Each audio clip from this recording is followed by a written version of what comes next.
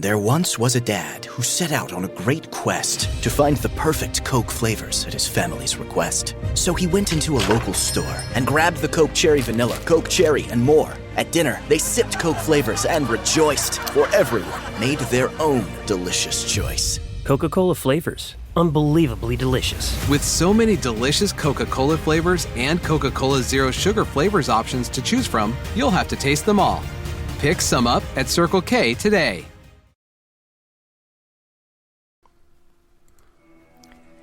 Thank you for joining me on The Lookout Guy. I'm Michael Tobin, The Lookout Guy. In this time that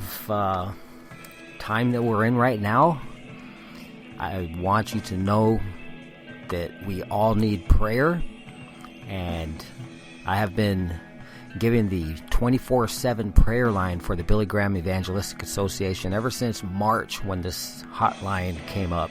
So I want to give you the phone number that you can call for prayer any time of the day, any time of the week. It's 1-888-388-2683. That's 1-888-388-2683. Jesus said to pray without ceasing, and when you're at your wit's end, make a phone call for prayer. 888-388-2683.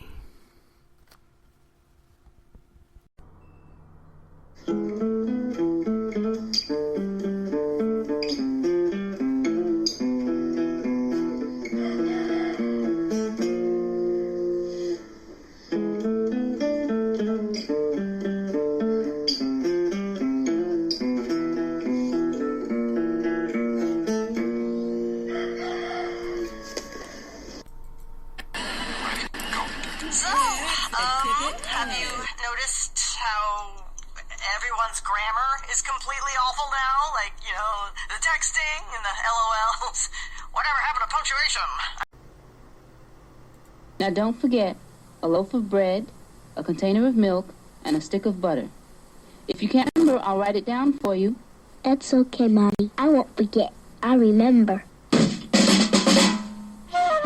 A loaf of bread, a container of milk, and a stick of butter.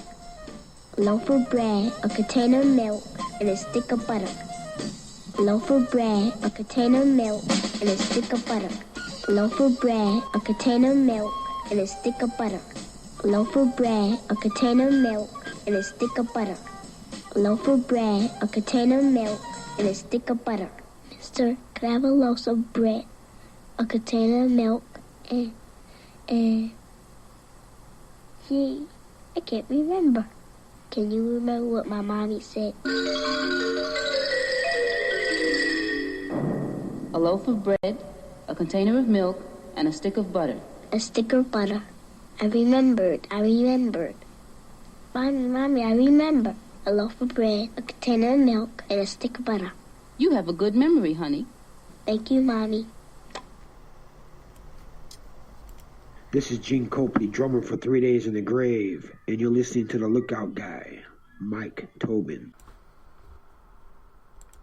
We're going to get this out there. This show is going to be, this is what everybody's been waiting for. And, you know, if I encourage a newscast out there. If you're all these journalists and all you guys that have been calling me all for 3 weeks now, you never called me before. You're from your CNNs to your New York Times, your Washington Post.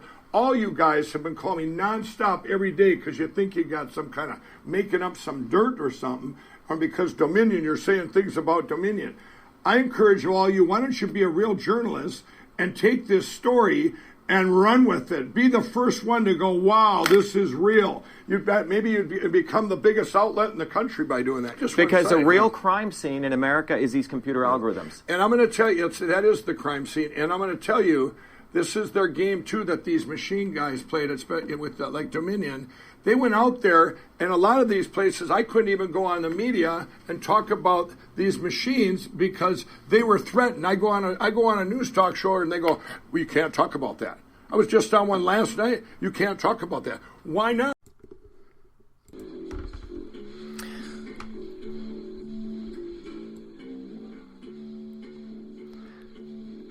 All right, thank you for joining me again. I'm Michael Tobin, your lookout guy. And the background music is actually from a friend, Howard Thorne, a guest for a little jam session at the end of a concert with the bandmates of 3 Days in the Grave, sometime during the pandemic. Well, I'm Michael Tobin, your Lookout Guy. Thank you for joining me on The Lookout Guy. Today's podcast is titled Mike Lindell's Absolute Proof and Miracles of Elections 2020. And it is from yesterday. It took me all day to make my blog. And I had to wait till today to do all of the font editing and spell checking.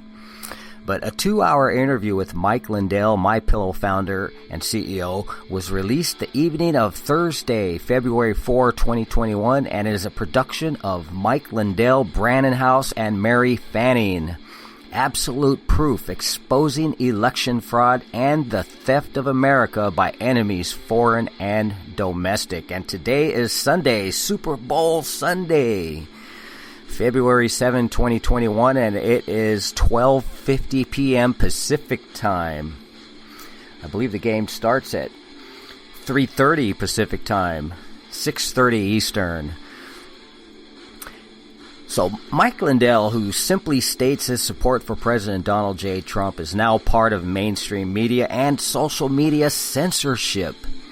Mike Lindell has taken a very optimistic, however, and faith-based outlook on the 2020 elections. He states 2 major miracles that took place during our U.S. presidential elections. And you'll hear him list the miracles if you'd like to take notes. And I want to share what I have consistently shared during my years of podcasting and writing, which followed my radio news director and production manager years from the last years of President George H.W. Bush and President Bill Clinton's first term in office between 1989 and 1994. So I've been doing the podcasting since like 2009, I believe. It took a long time for me to get back in the groove of things. But this scripture is found in the Bible book of Ecclesiastes chapter 5 verse 8. If thou seest the oppression of the poor and violent perverting of judgment and justice in a province, marvel not at the matter. For he that is higher than the highest regardeth, and there be higher than they. I use that verse as absolute proof that there are people who take names and numbers. And as a side note, Mike Lindell is one of them. So for those particularly who follow Jesus, we have nothing to fear. And it is encouraging that God regards and he deals with such issues in his own ways and his own timing. I'll have all the links on my podcast. I'm heard just about everywhere on iHeartRadio, Deezer. Sometimes it goes on YouTube. All Spotify, Anchor. Actually, you could get it. It's a new app called Anchor FM, and quite a few other ones I don't remember offhand. But I'll have the information on all of my podcasts and my blog. My blog is at michaeldtobin.blogspot.com, and it's already up. And after this podcast, I'm going to add the 2-hour interview that Mike Lindell did to my podcast. So I'll give you all the links. But this interview is rife with legal documents damning to the keepers of the 2020 presidential votes. Keep in mind that every mainstream news network in existence in the United States and around the world are freely calling all 2020 elections fraud claims unfounded, wild conspiracy, without merit, untrue, without basis, lies, etc., etc., etc. Because of one thing. That is that top justice departments and judicial branches have all refused to formally investigate, including the FBI and federal judges in our various districts and the U.S. Supreme Court. Every cable news network in the United States are banned from discussing election fraud. And on Wednesday, February 3rd, the day before this interview was posted online, Mike Lindell was silenced during the so-called conservative cable news network, I won't say their names, Newsmax. And the interviewer stood up and walked out on the interview after saying, "Can I ask the producers to..." Anyways, I won't... I'll probably find it during... Yeah, I'll find it. And I'll play it after Mike Lindell's interviews. It was supposed to be a 3-hour interview, but he cut it down to 2 hours. But the interviewer stood up and walked out on the interview. They're all terrified of lawsuits. Well, wouldn't anybody, I suppose. Like I say, a lot of things are beyond most of our purviews and pay grades, but not beyond God. Also keep in mind the many things that Twitter, Facebook, and other so-called social media platforms are doing, including deleting accounts and so-called fact-checking all posts related to voter fraud, including this video interview by Mike Lindell. I saw it in a comment to someone's post who claimed that Facebook shadows the post with a stamp that says possible partial nudity. Well, the reply wasn't shadowed, but if it's a main post, it actually does get shadowed. It's like a big communist thing. But after myself posting it to my own Facebook page, the possible partial nudity stamp indeed did appear. This happened to me before with something else, so this is not your run-of-the-mill 3 or 4 or 7 minute viral video of some YouTuber with all the bells and whistles and video graphics, background animations, and sound effects. Mike Lindell speaks with actual experts in things above most of our purviews and pay grades. But it is good to be aware, but up until this week, no judges in the United States have agreed to look at any evidence our U.S. President Donald J. Trump have requested judicial departments at the highest levels to consider. Now it is reported that federal judges will indeed finally look at evidence as presented by President Trump and his legal advisors. Is it a day late and a dollar short? Well, we'll see.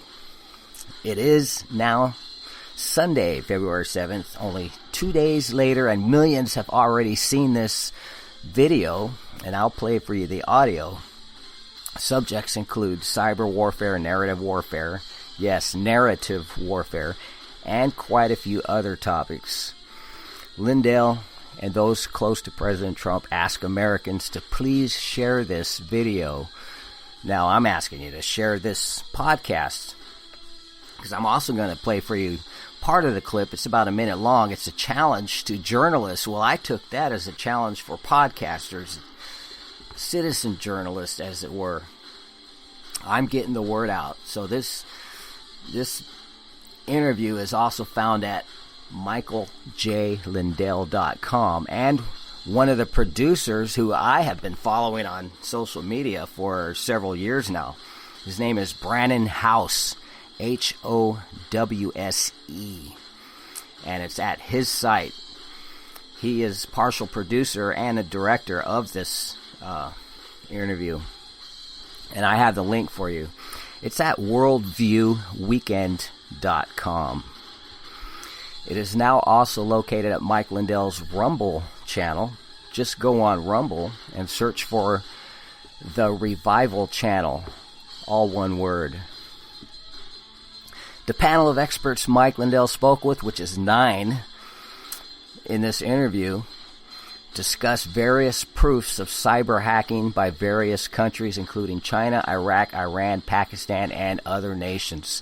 And you know, as another side note, what's impressive about this interview is at least 5 of the people 6 or 7 of the guests that he interviewed were actually live with him at Brandon House's studio. and a couple were on the phone. But the panel includes 1. Retired Army Colonel Phil Waldron of Texas, who worked with DHS and various other law enforcement agencies and elections officials and specializes in influence and informational warfare operations. He discusses how claims that the voting was not run over the internet are false and has proof, as well as other topics you can hear in the interview.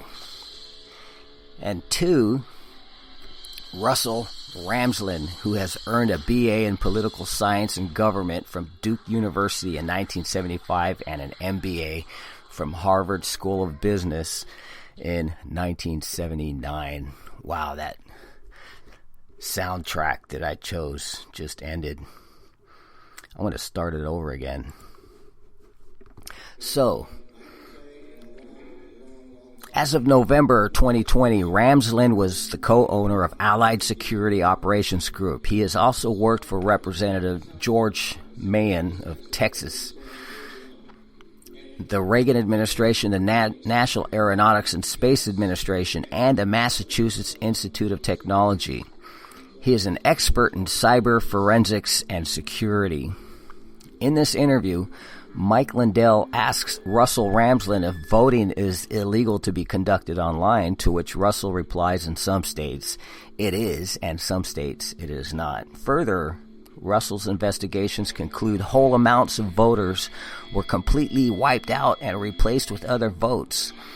Phil Waldron and Russell Ramsland both refer to various justice departments who have literally refused to investigate various aspects of various claims of other nations involved, including Germany and Italy.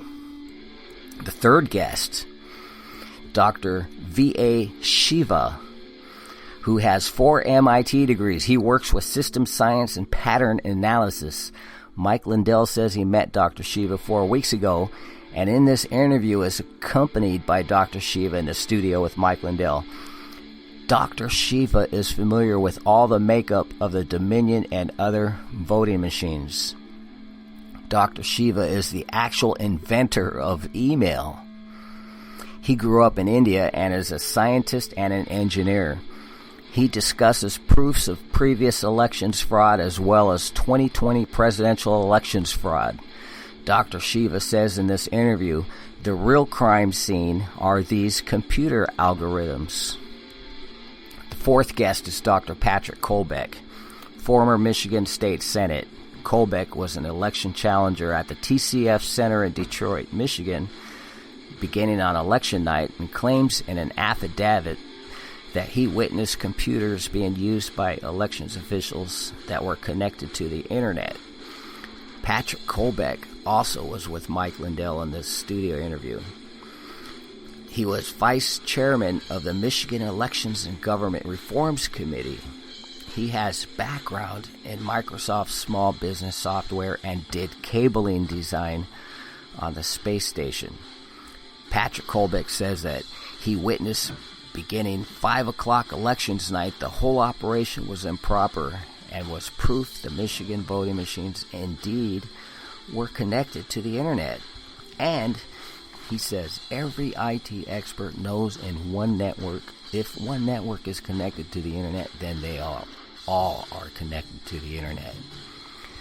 Number 5 guest is Melissa Carone, and the title of this link from American Thinker Newswire link speaks for itself on the mainstream media. Penchant for scoffing.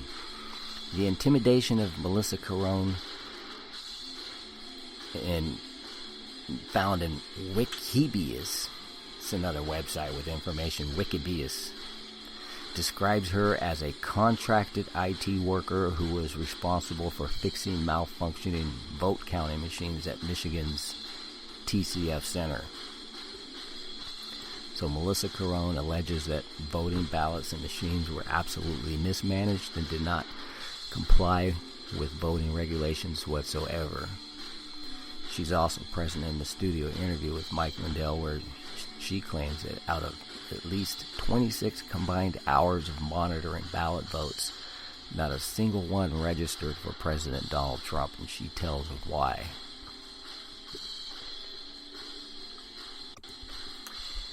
And at number 6 guest is Matthew DiPerno. Matthew DiPerno is an attorney who serves clients worldwide from his office in Kalamazoo, Michigan, USA. His experience and record of success has benefited individuals, small businesses, and multinational corporations. He holds from the New York University School of Law a Master of Laws, Taxation 1994 through 95, and from University of Detroit, Michigan, Mercy School of Law, a Doctorate of Law from 1991 to 1994. In this interview, in which he is also present in the studio with Mike Lindell, he claims that Antrim County, Michigan, a county that traditionally lists at least 60% Republican votes, suddenly reversed in the voting machines to show roughly 65% for Joe Biden and 35% for President Donald Trump. Matthew DiPerno shows legal graphs showing votes for Donald Trump that were literally reversed to show Joe Biden votes. He shows the documents, and he has more as he compares other Michigan counties and how forensic science analyzers have proven that photographic images of his documents are indeed accurate and unaltered, and documentation of an official analysis which concludes that Dominion software was deliberately created to include capability to deliberately switch votes from one candidate to another. Did I say DiPerno has more in this interview? Within the Matthew DiPerno interview segment, there is an actual video of Eric Coomer, Director of Product Strategy and Security for Dominion Voting Systems, from the Voting Equipment Expo, Dominion Voting Systems Presentation, Chicago, Illinois, Cook County, from April of 2017. He states in this presentation that the machines are cellular modem that can be configured into VPN. Basically, it goes from private network to the internet. And the number 7 guest, Mary Fanning. This is where my research got real tricky. Mary Fanning has documented all the countries who have accessed or was given access to the 2020 presidential elections voting machines and all of their cyber footprints. She is an investigative journalist, and she is very good. I say that because there isn't really much on her online, and like a wise person, her sources of her claims are not searchable. So that's good when the claims and sources are in legal hands. They're not able to be found online. But along with author Alan Jones, they co-wrote a Kindle edition book copyrighted in 2020 titled "The Hammer is the Key to the Coup, the Political Crime of the Century: How Obama, Brennan Clapper, and the CIA Spied on President Trump, General Flynn, and Everyone Else." So here I have a following from a message board contributor on the website Tiger Droppings in the political talk section, who goes by LSU Fan, who after watching this Mike Lindell interview, he describes in part what he got from Mary Fanning as follows. Mary Fanning adds something new. "I've followed this whole thing closely and had never heard anything like what she claimed. If you didn't watch, Fanning had a spreadsheet listing the state computers, tabulators, a remote computer accessing the state computer tabulator, which ones tried to access the state computer, which ones succeeded, and how many votes were flipped. Lindell is correct. This is absolute proof, but only if Fanning's data came from the machines she said it does." And number 8 guest is retired U.S. Air Force General Thomas McInerney, who gives a prospectus on the contents of this whole series of Mike Lindell interviews. I'll just let the general speak for himself, but General McInerney, I'll just let the general speak for himself, but he discusses the evidences of globalist, deep state, and communist goals that have been being forced on us for decades. And finally, number 9 guest, Terry Turchi. He served in the FBI from July of 1972 until 2001, according to his LinkedIn page. In his final year with the Bureau, Turchi served as the first Deputy Assistant Director of the Counterterrorism Division in Washington, D.C. During his time with the FBI, Turchi was stationed in Portland, New York, and San Francisco. From coast to coast, from sea to shining sea. Well, Turchi was the Assistant Special Agent in charge of apprehending the Unabomber Theodore Kaczynski. Turchi is a graduate of California State University, Sacramento, and Southern Illinois University, Carbondale. And Turchi discusses the billion-dollar question. Where was the FBI during this past election? So now, sorry to be so long-winded. I don't usually do that, but I had to. It was a good summary of who all the interviewees are in this interview. So I take you now to the interview with Mike Lindell.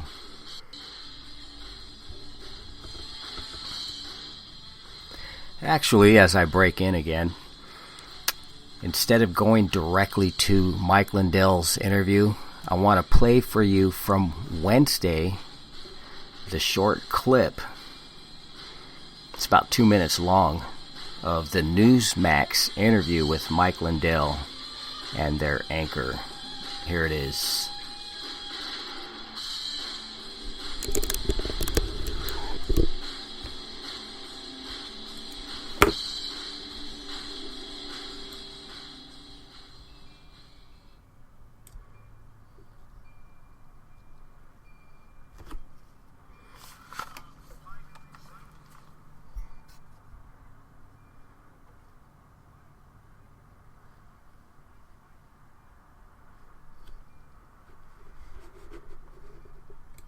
Actually, I don't know if it's actually playing on... Here it is right here.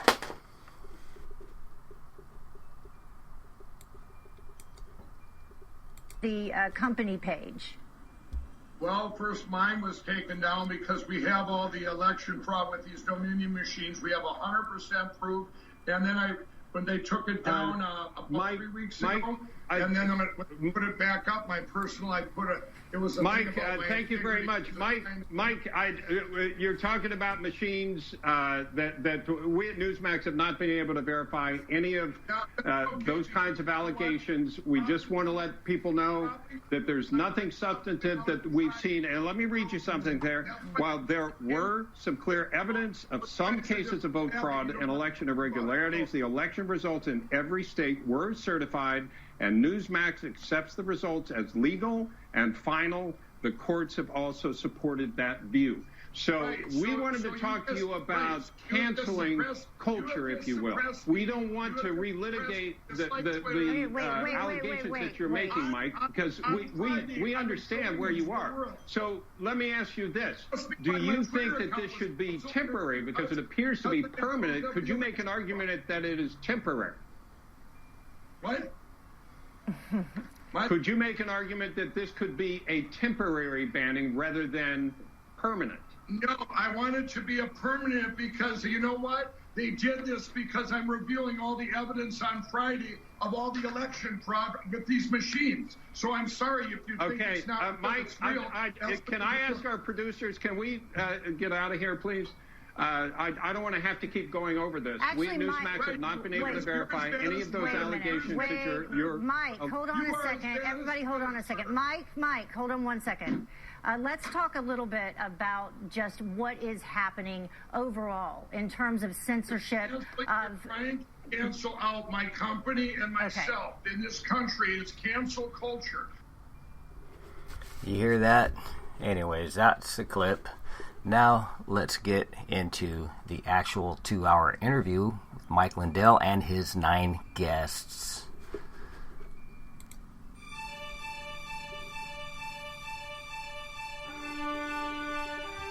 Hello, everyone. This is Mike Lindell, the CEO of MyPillow. As you all know, I have been attacked the last month relentlessly on social media, by newspapers, by TV shows, by you name it, I've been attacked. And myself, not just myself, but my company.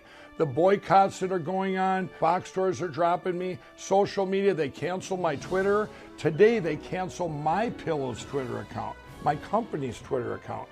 Well, before I was going to get erased completely, we put together this show.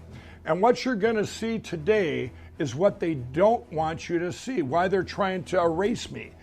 And what I've told everyone out there is, you know what? I've seen evidence. I've been trying since November 4th to prove, to show what's out there. Why are these deviations that happened on election night? None of it made any sense.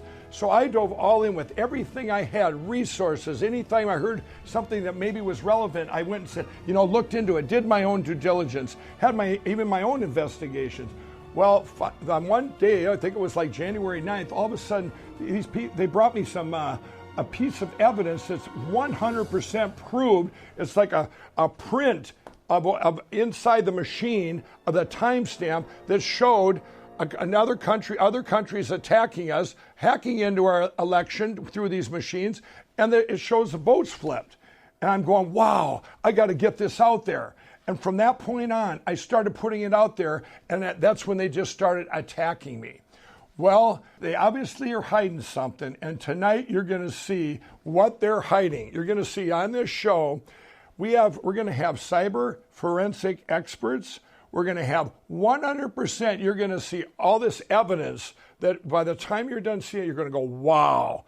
100% it proves exactly what happened, that these machines were used to steal our election by other countries, including China.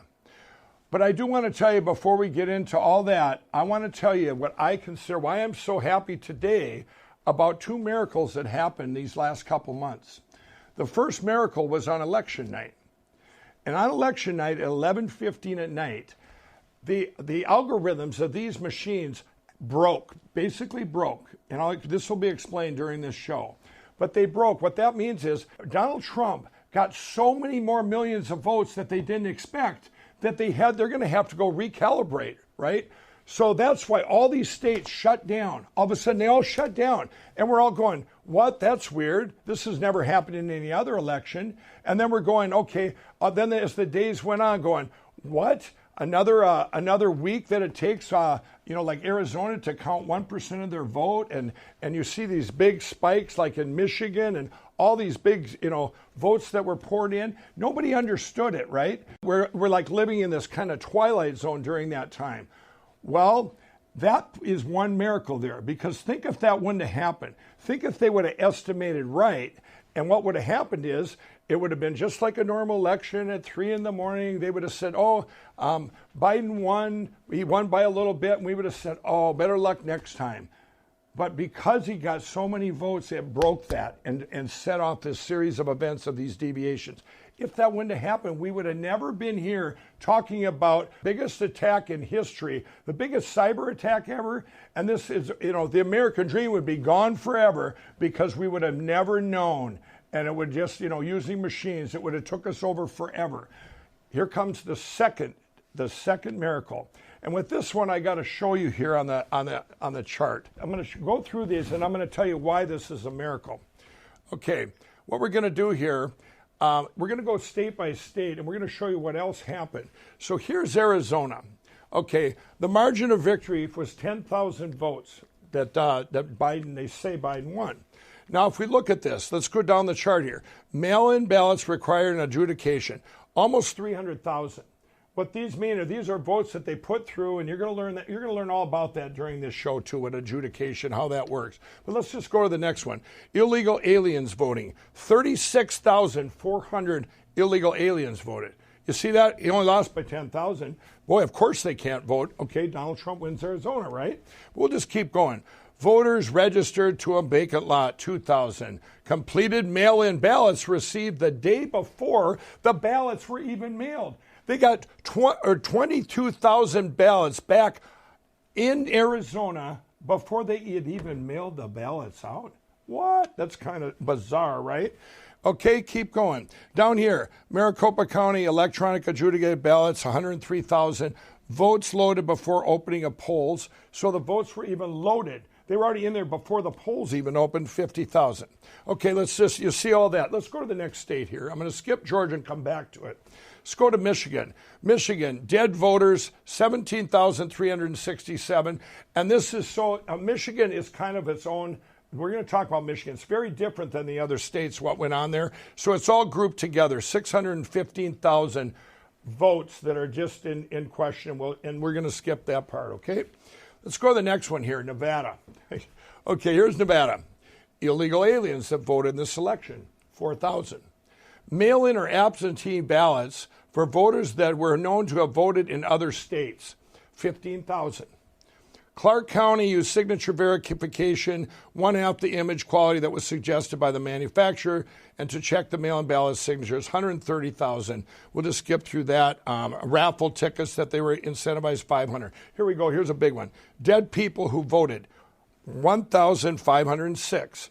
Non-Nevadans who voted in Nevada. They don't even live in Nevada. 19,218. Voters who double voted, 42,284. Okay, as you can see, they add up to over 200,000. Donald Trump lost by 34,000 votes. Okay, let's go to the next one, Pennsylvania. Mail-in votes that counted without a Republican observer. We all heard that stuff. It's well over 600,000. Mail-in ballots, 68. Here's another one too. We could almost you're going to hear a lot about this during this thing, but let's go down. Poll workers that voted with various errors in the bins. This is the one where you heard the fake ballots that were driven from New York to Pennsylvania. You'll hear a little about that in the show too. But this is it. We're going to go by Pennsylvania. You can all see it adds up to 866,000. Donald Trump lost by 68,000. And there'll be a point to all this I'm getting to. Okay, here's Wisconsin. Wisconsin, surge of identity combined voters in 2020. That would take a while to explain, but there was 130,000. U.S. Postal Service backdated ballots, 100,000. Okay, that's incredible if you actually look into it.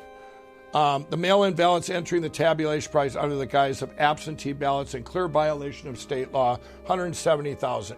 Okay, the margin of victory for Biden was 20,000 votes. Now we're going to go back to Georgia. Okay, everyone knows the president called the Secretary of State in Georgia, and on that call, he said he was listing these to the Secretary of State. He said, okay, you have felons with incomplete sentences that voted and cast their vote, 2,560. Underage children that registered to vote and illegally voted, 66,247. Unregistered voters who voted, 2,423.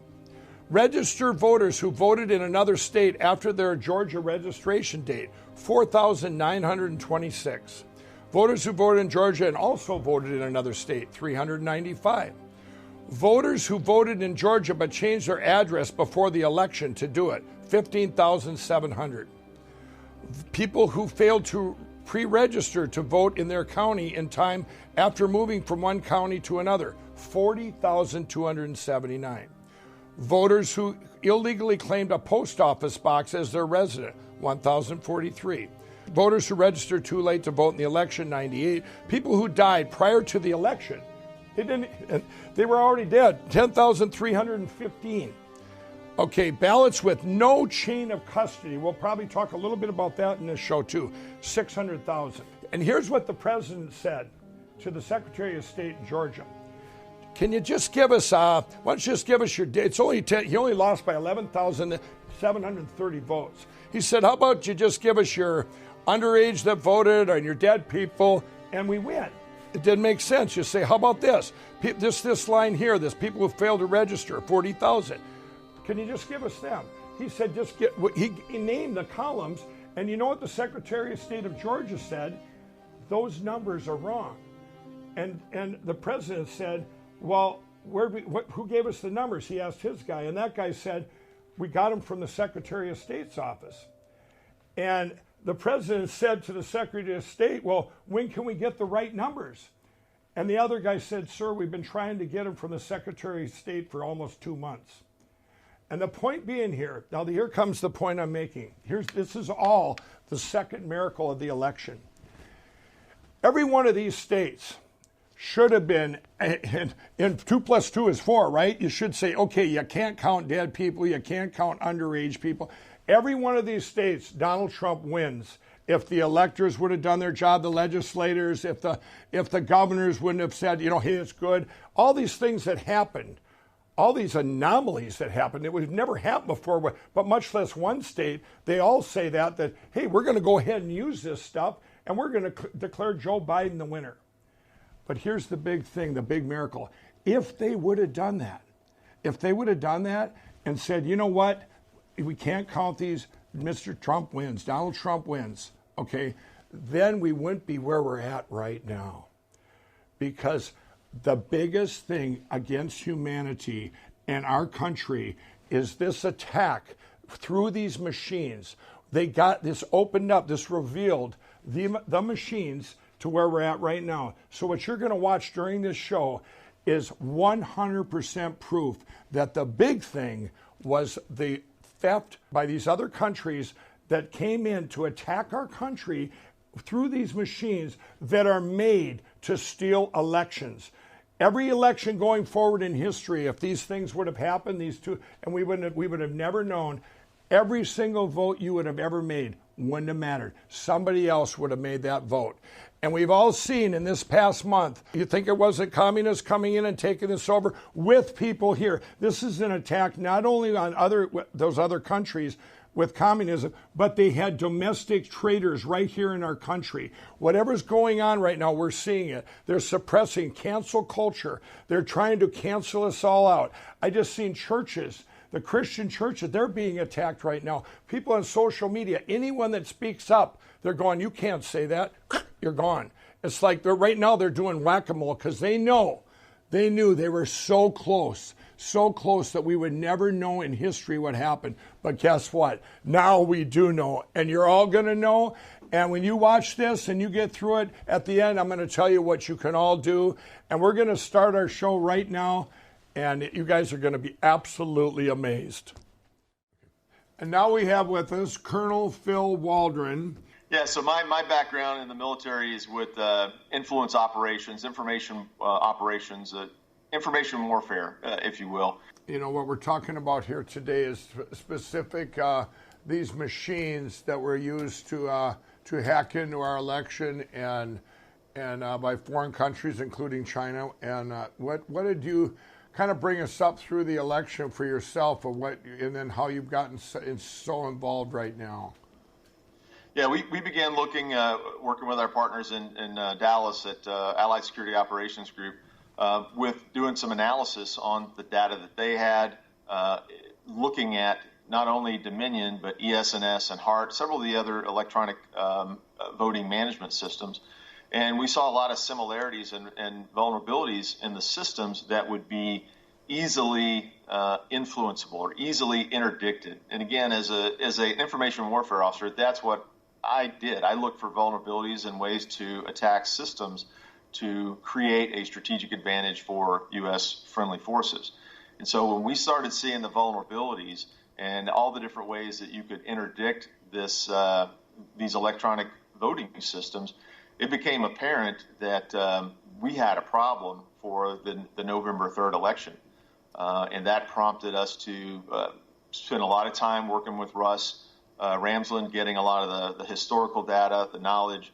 We started working on our own, really doing a lot of connecting the money exercises, doing basic investigative research. And then I brought in our local DHS team here in Texas, both the Intelligence and Assessments Division, which collects intelligence for the Department of Homeland Security, and the CISA, our local CISA rep. And we spent quite a bit of time giving them an introduction to what we saw and the vulnerabilities and the ways that these systems could be interdicted to change election outcomes at the machine level, the server level, fraud at the local level, which is required to induce the illegitimate ballots. Right. Then you've got the machine level, which is kind of what you were talking about, the algorithms that are directly input into the tabulators, and we have evidence of that in Ware County, Georgia, that X amount of ballots went through, and they basically stole 13% of the vote from President Trump and put that 13% of the vote into the category for former Vice President Biden, which made a 26% shift in the vote. And so when you look at the machine level, the machine for Dominion or ES&S, there are so many vulnerabilities in the systems. There are so many fundamental cybersecurity practices that are not enabled that it basically allows anybody who has some technical ability and the want to go and influence our elections. Wow. And sort of that strategic level is foreign intelligence services. And we've got pretty much documented of Communist Chinese Party ownership of the private equity firm whose board controls Dominion. We've got Chinese communists, the president of the Chinese Communist Bank, who is a board of directors member of the private equity firm that owns Dominion. Wow. And then if you look at the testing company, the only company that has the access to the code and the testing for Dominion is in Shenzhen, China. It's a Communist Chinese Party company. The U.S. government, the state governments, the county governments, they don't have access to Dominion code. But I think it's kind of unique that a Chinese company that's run by the CCP does have access to the code. And that's why we started seeing at that strategic level, that third tier of election manipulation, a lot of movements of votes, direct access to Pennsylvania voting precincts, county tabulation centers, Wisconsin, Michigan, Nevada, Arizona, Georgia, all of that coming in directly from foreign countries, China being the predominant one, and through Pakistani ISI proxies. Did you find it very frustrating not being able to get all this information out to the public? Yeah, it's very frustrating. The fact that everyone says that, well, there was all these court cases and all the court cases were lost. Well, that's a lie. I mean, we've got statistics on how many court cases were open, how many were dismissed for standing or procedural. But there's only, to my knowledge, 2 cases, one in Michigan and one in Georgia, where evidence has been heard, and those cases are progressing forward. The Senate in Arizona has heard and seen preliminary evidence, and they've issued a subpoena, and they're pressing forward with a full forensic audit in Arizona, and that could be forthcoming as early as this coming week. Right. So it is complex, and it's hard for people to understand. And if it's hard to understand, people just dismiss it as conspiracy theory, where it's cyber warfare and unconventional asymmetric warfare conducted by a peer threat nation state against the United States government critical infrastructure. The whole country seen when they shut everything down at night that was a deviation. You probably expected this, right? We were watching. We found the foreign servers in Barcelona and the UK and in Frankfurt. We'd seen several, the one in Toronto, obviously, with Dominion. So 100% proof that the servers are overseas in other people's countries for our election? Yes, we were mapping out the servers before the elections. We identified the Seidel server in Frankfurt down to the street address. Frankfurt has, I think it's either the largest or one of the world's largest server nodes, a cyber node, a communications node. It's called DE for Germany, DE-NIX. Right. And there were several folks watching the traffic and the volume of traffic that night, and they noticed a significant spike in traffic that night just due to the volume of information going through. And one of the reasons that they said that the traffic was going up was due to the U.S. elections. In your opinion, this is an attack by other countries, of foreign countries, is what you're saying then? I believe, from what I've seen in the witnesses that I've talked to, that this is a coup that definitely involved elements inside our own country and inside our own federal government. Definitely part of the coup that was aided and abetted by a foreign threat nation state, a peer enemy nation state, right. China. Do you believe that this attack from other countries could not have happened without people here, domestic traders, basically? Yeah, I believe that. Again, we have affidavits of CIA and State Department personnel out of the Italian embassy participating in this coup. We have a name, email, and phone number of a senior DOJ official from a U.S. attorney that said that this individual was shutting down any DOJ or FBI investigation into any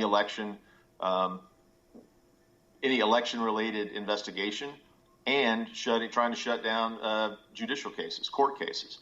So from inside our own DOJ, people were shutting down active investigations. You wonder why, Mr. Barr didn't find or see any evidence of widespread election fraud. Is because the FBI never did anything other than to impede investigations into election fraud.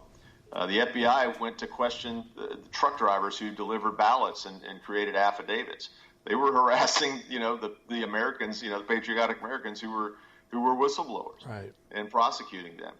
Like you mentioned something earlier is the machines, ES&S and Dominion machines. If you look at, military planning factors, they're critical capabilities. A capability is what you have to execute your mission, or the enemy has to have to execute its mission successfully.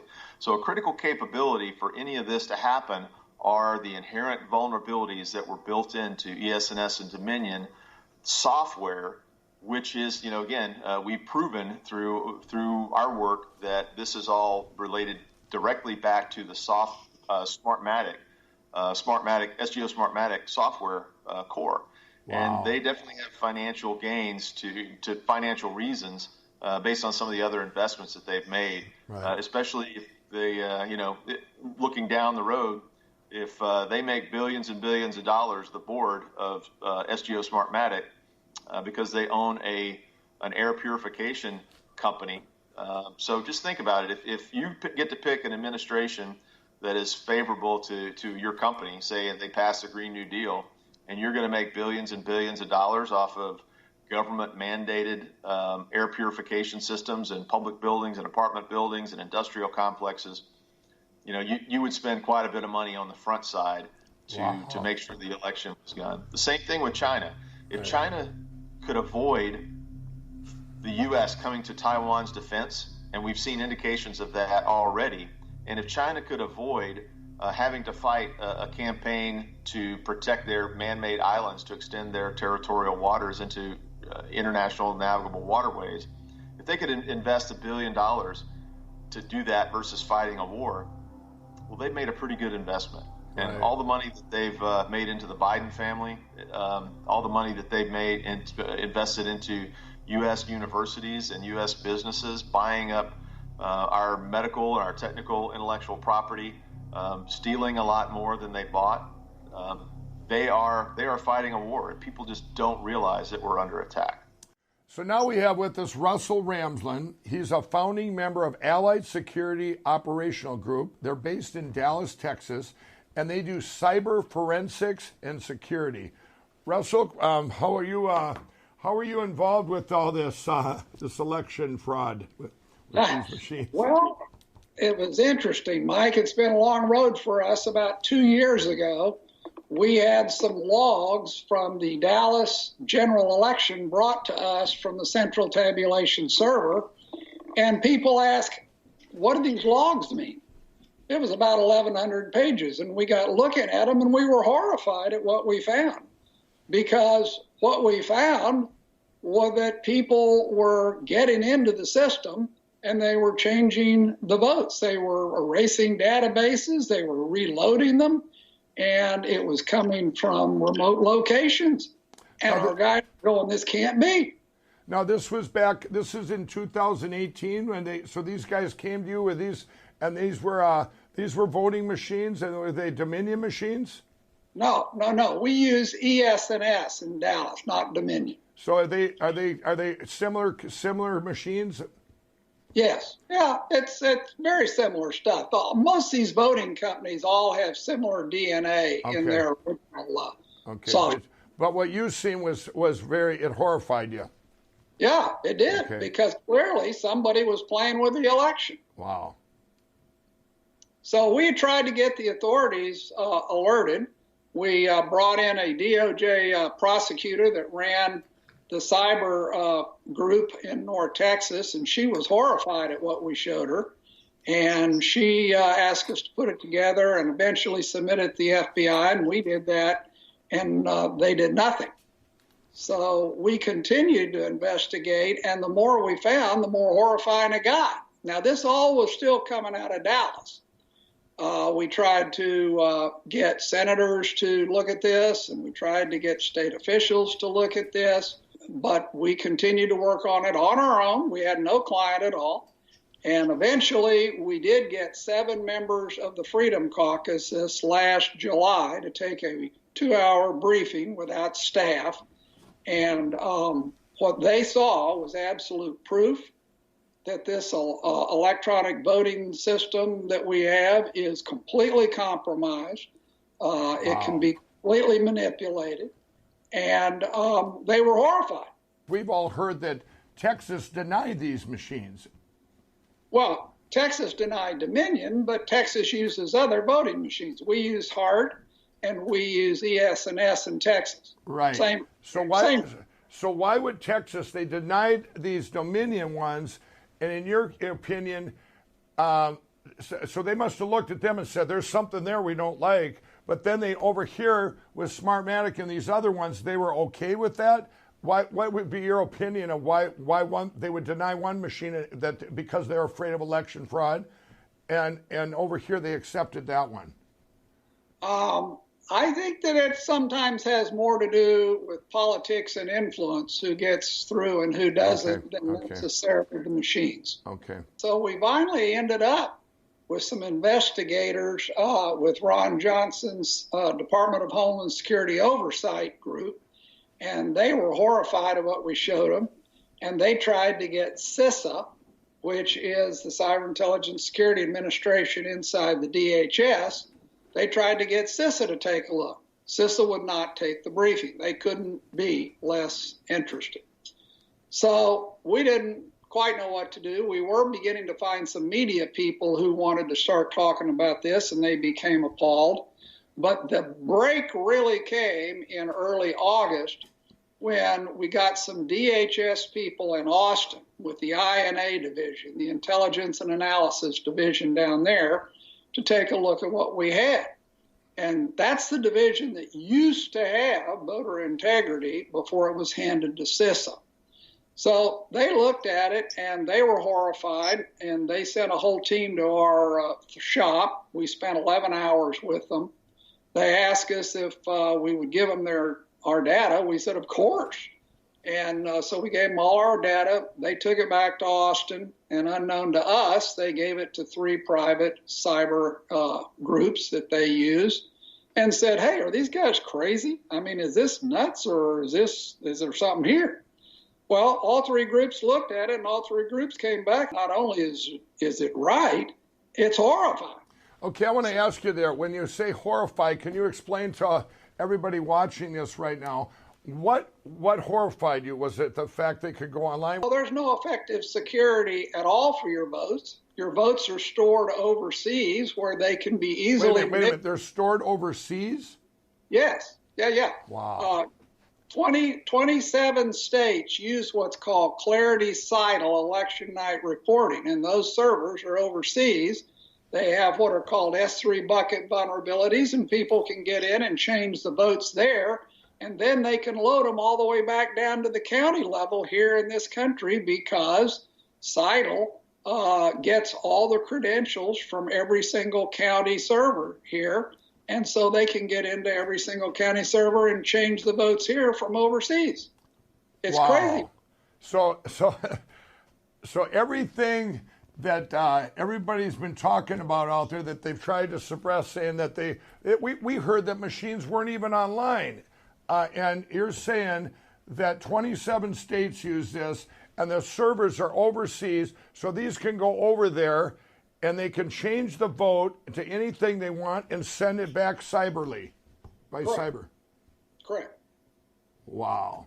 So they became, the DHS people in Austin realized what we were telling them was correct. They became horrified, and they began to try to have a series of classified briefings within their own group in order to push this up the chain. And they got about 1 or 2 levels up, and then they met a solid wall of resistance that basically said, leave it alone, don't pursue it. Wow. And what do you think being now we're here telling the facts on the show here, but in your mind, why would they do that? What this is just subjectively, why would they do that in your mind? I don't know, Mike. You can't explain it. I mean, this is okay. So take us from there. So this is like what approximately when was that when it got stopped? That was September. Wow. Getting close to the election. Okay. Close to the election. So what actually happened in this election, this stolen election, we already knew was going to happen. We already had seen it. We knew it was all possible. We knew it was all out there. Now, we didn't know how many foreign servers. Before, we weren't seeing very many foreign servers come in and change votes. But in this election, of course, we saw thousands from all over the world. You've seen thousands. All right, you've seen all these hacks. Have you actually seen that with your own eyes? We have seen the data that is supposedly representative of that. So the election goes down. You knew it was going to happen. Is it exactly what you thought was going to happen? Yeah, we thought it was going to happen on 3 levels. We thought there would be massive local cheating. We thought there would be cheating through the actual voting companies themselves, whether it's them or someone else manipulating them. And we thought that there would be cheating from votes being injected from overseas. And that's exactly what we saw happen. Wow. And we developed tons of absolute proof on this, but no court case was ever allowed it to be presented. So that sort of gave fodder to this media myth that it didn't exist. But it does exist. It's out there. It's unbelievable. It's massive. Wow. Did everybody hear that, what Russell's saying here? This is what everyone says. Well, there was no evidence. So you're saying no judges would look at the evidence. Is that correct? That's correct. Okay. And now we don't know why. We don't know why. I mean, it wasn't because there wasn't evidence. They didn't even want to look at it. Is that correct? That is correct. Okay. Now we've also, in fact, on this show, the Antrim County in Michigan. Weren't you guys contacted to look into that? That was our work. Yes. Oh, wow. I actually signed the forensic audit report, and because our guys did all that, are part of our team, and that came about because there was a down ballot race, and the judge allowed some limited discovery. What came out of that was appalling enough that he allowed further discovery. And then, of course, that report went national because what we found was so horrifying. Right. For everybody out there, what we've all heard, this Antrim County in Michigan, and in this show here, you've seen it. We've had this is the reason it was talked about so much, because this is a small county, and it was like 15,000 some people voted. And it was 7,000 some votes flipped. I mean, so it was so obvious. We had 65% Republican and 35% Democrat normally, and it was completely flipped. So everybody in the town knew it was a deviation that didn't make sense. And so Russell, this case is still open. That's correct, right? That is correct. Okay. Can I ask you this? So what you've seen there is exactly what you knew was going to happen.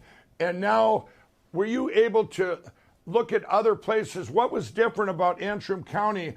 Now, what we all heard was you were able to get into the forensics of it and see all this. Have you been able to do that in any other places in the United States since then, or since this election ended in November? Actually, on a limited basis, we have been able to go into 2 other counties. We have not published that information yet, and there are reasons why we aren't publishing that information right now. But both of them have not only confirmed, they have confirmed that it's even worse than in Antrim. Okay, did everybody hear that? What we have here, and Russell can't disclose this because every time something pops up, it gets buried out there. Things happen. This is the most attack on our country, and I'm telling you, ever. I mean, this is, that's why, it's getting suppressed everywhere. So what he's saying, 2 other places now, is this breaking news right now? You're saying right now you have 2 other places, and what you're seeing is even worse than you could ever imagine? Well, it's just like Antrim, only it's worse in many ways. In Antrim, what people need to understand, real simple, Mike, when people vote and they scan their ballot in, it either goes into the regular sort of bucket and gets voted, or else it goes into what's called an adjudication bucket. If it goes into the adjudication bucket, then whoever's running the voting system gets to vote that vote however they want. Well, in Antrim, we found ballot rejection rates of 82%. 82%. Wow. 82% of the ballots are going to adjudication. And what's the normal number? I mean, is there a normal number for an election that would be what percentage, and what would be it on the high end?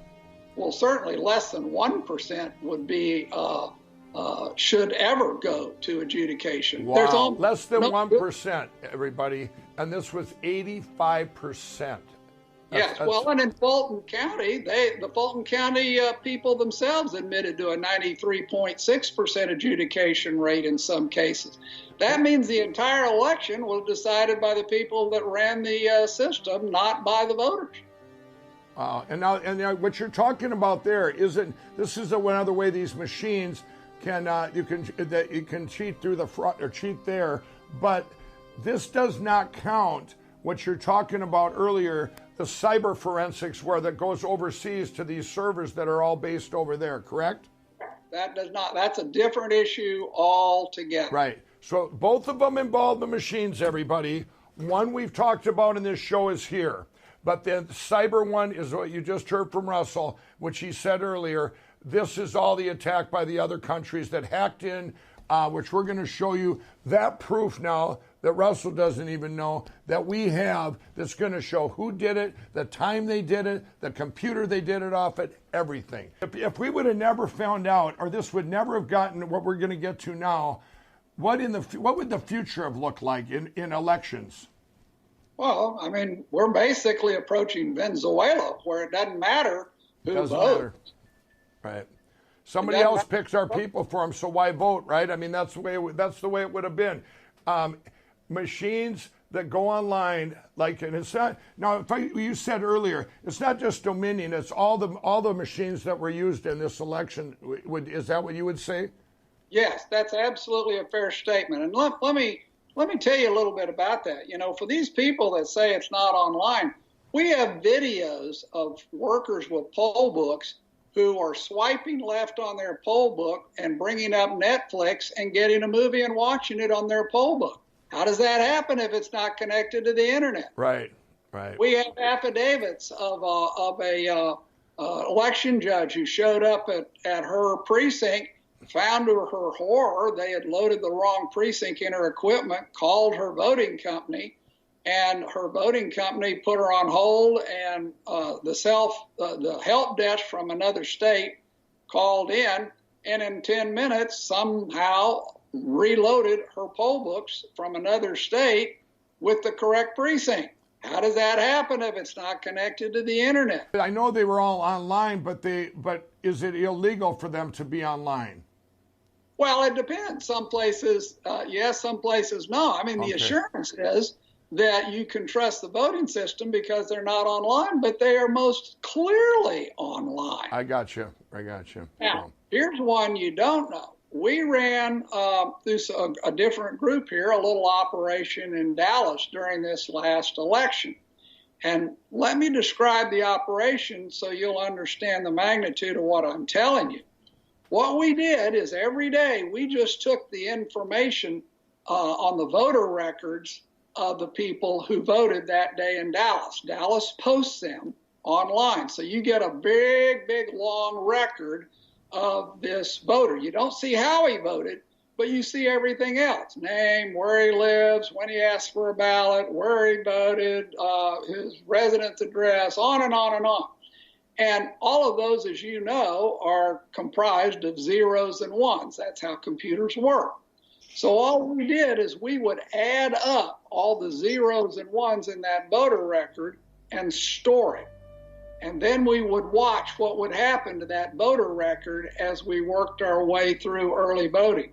Mike, we saw 57,000 votes get their voter records changed during early election alone in Dallas, Texas. Wow. We saw a 10-block long street in Dallas, Texas get every single vote wiped out and then subsequently replaced one at a time with clearly something changed because the hash, in other words, its record of the zeros and ones had been changed. And so we know it was tampered with. Wow. I mean, it's unbelievable. Was it nationwide that this happened? Yes. Okay. And you've seen the cyber forensics that should show that. We will show that too. But I just want to ask you, why, why didn't they set these machines then to win Texas too? I mean, or do you, what would be your opinion on that, of why they didn't set them high enough to win Texas too? Well, there had been a certain amount of concern raised in Texas as a result of our 2018 work. Pete Sessions actually filed a complaint in Texas and published a paper on it because his race got stolen.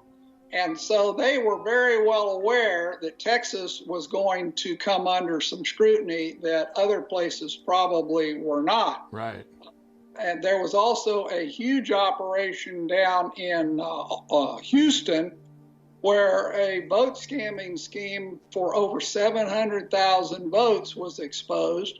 And so there was a lot going on in Texas, and I think it made them a little skittish to operate as brazenly here as so they did. They might have backed off a little, but you just said something there. So you're telling me that they controlled all the down tickets too if they decided that they wanted to flip a senator or a congressman or whatever. Is that correct? No doubt. Absolutely. So Russell, could you speak specifically to the malware? Sure. There is a company out of Barcelona, Spain called Seidel, and it owns a company called Clarity Election Night Reporting.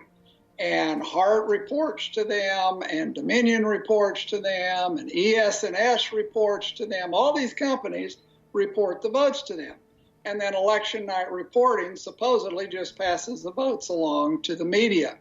But using standard white hat tools, we can look and see what is on their server over in Frankfurt, Germany. And there is an area on their server on a particular kind of equipment. There is a piece of malware called Q-Snatch. Q-Snatch actually watches all the information that comes in, and it grabs the login credentials of every single county in the country that reports to it.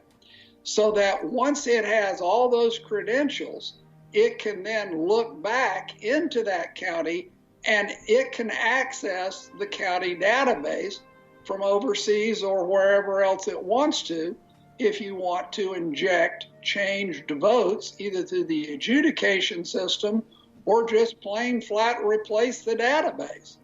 So it's a massive, massive, massive security vulnerability, and it is there, it is working, and they have all the login ability they need to get into any county that reports to them. Wow. So So basically, what you said earlier, all the servers are over there.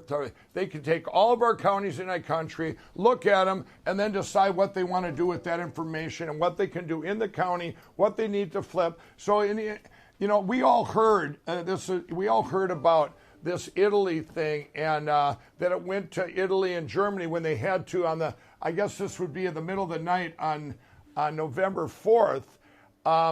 Is this something? Would you know anything about that? What we've all heard out there is it went over there. Some guy even admitted he did it, which we're going to have his affidavits up here. But what's your opinion on that?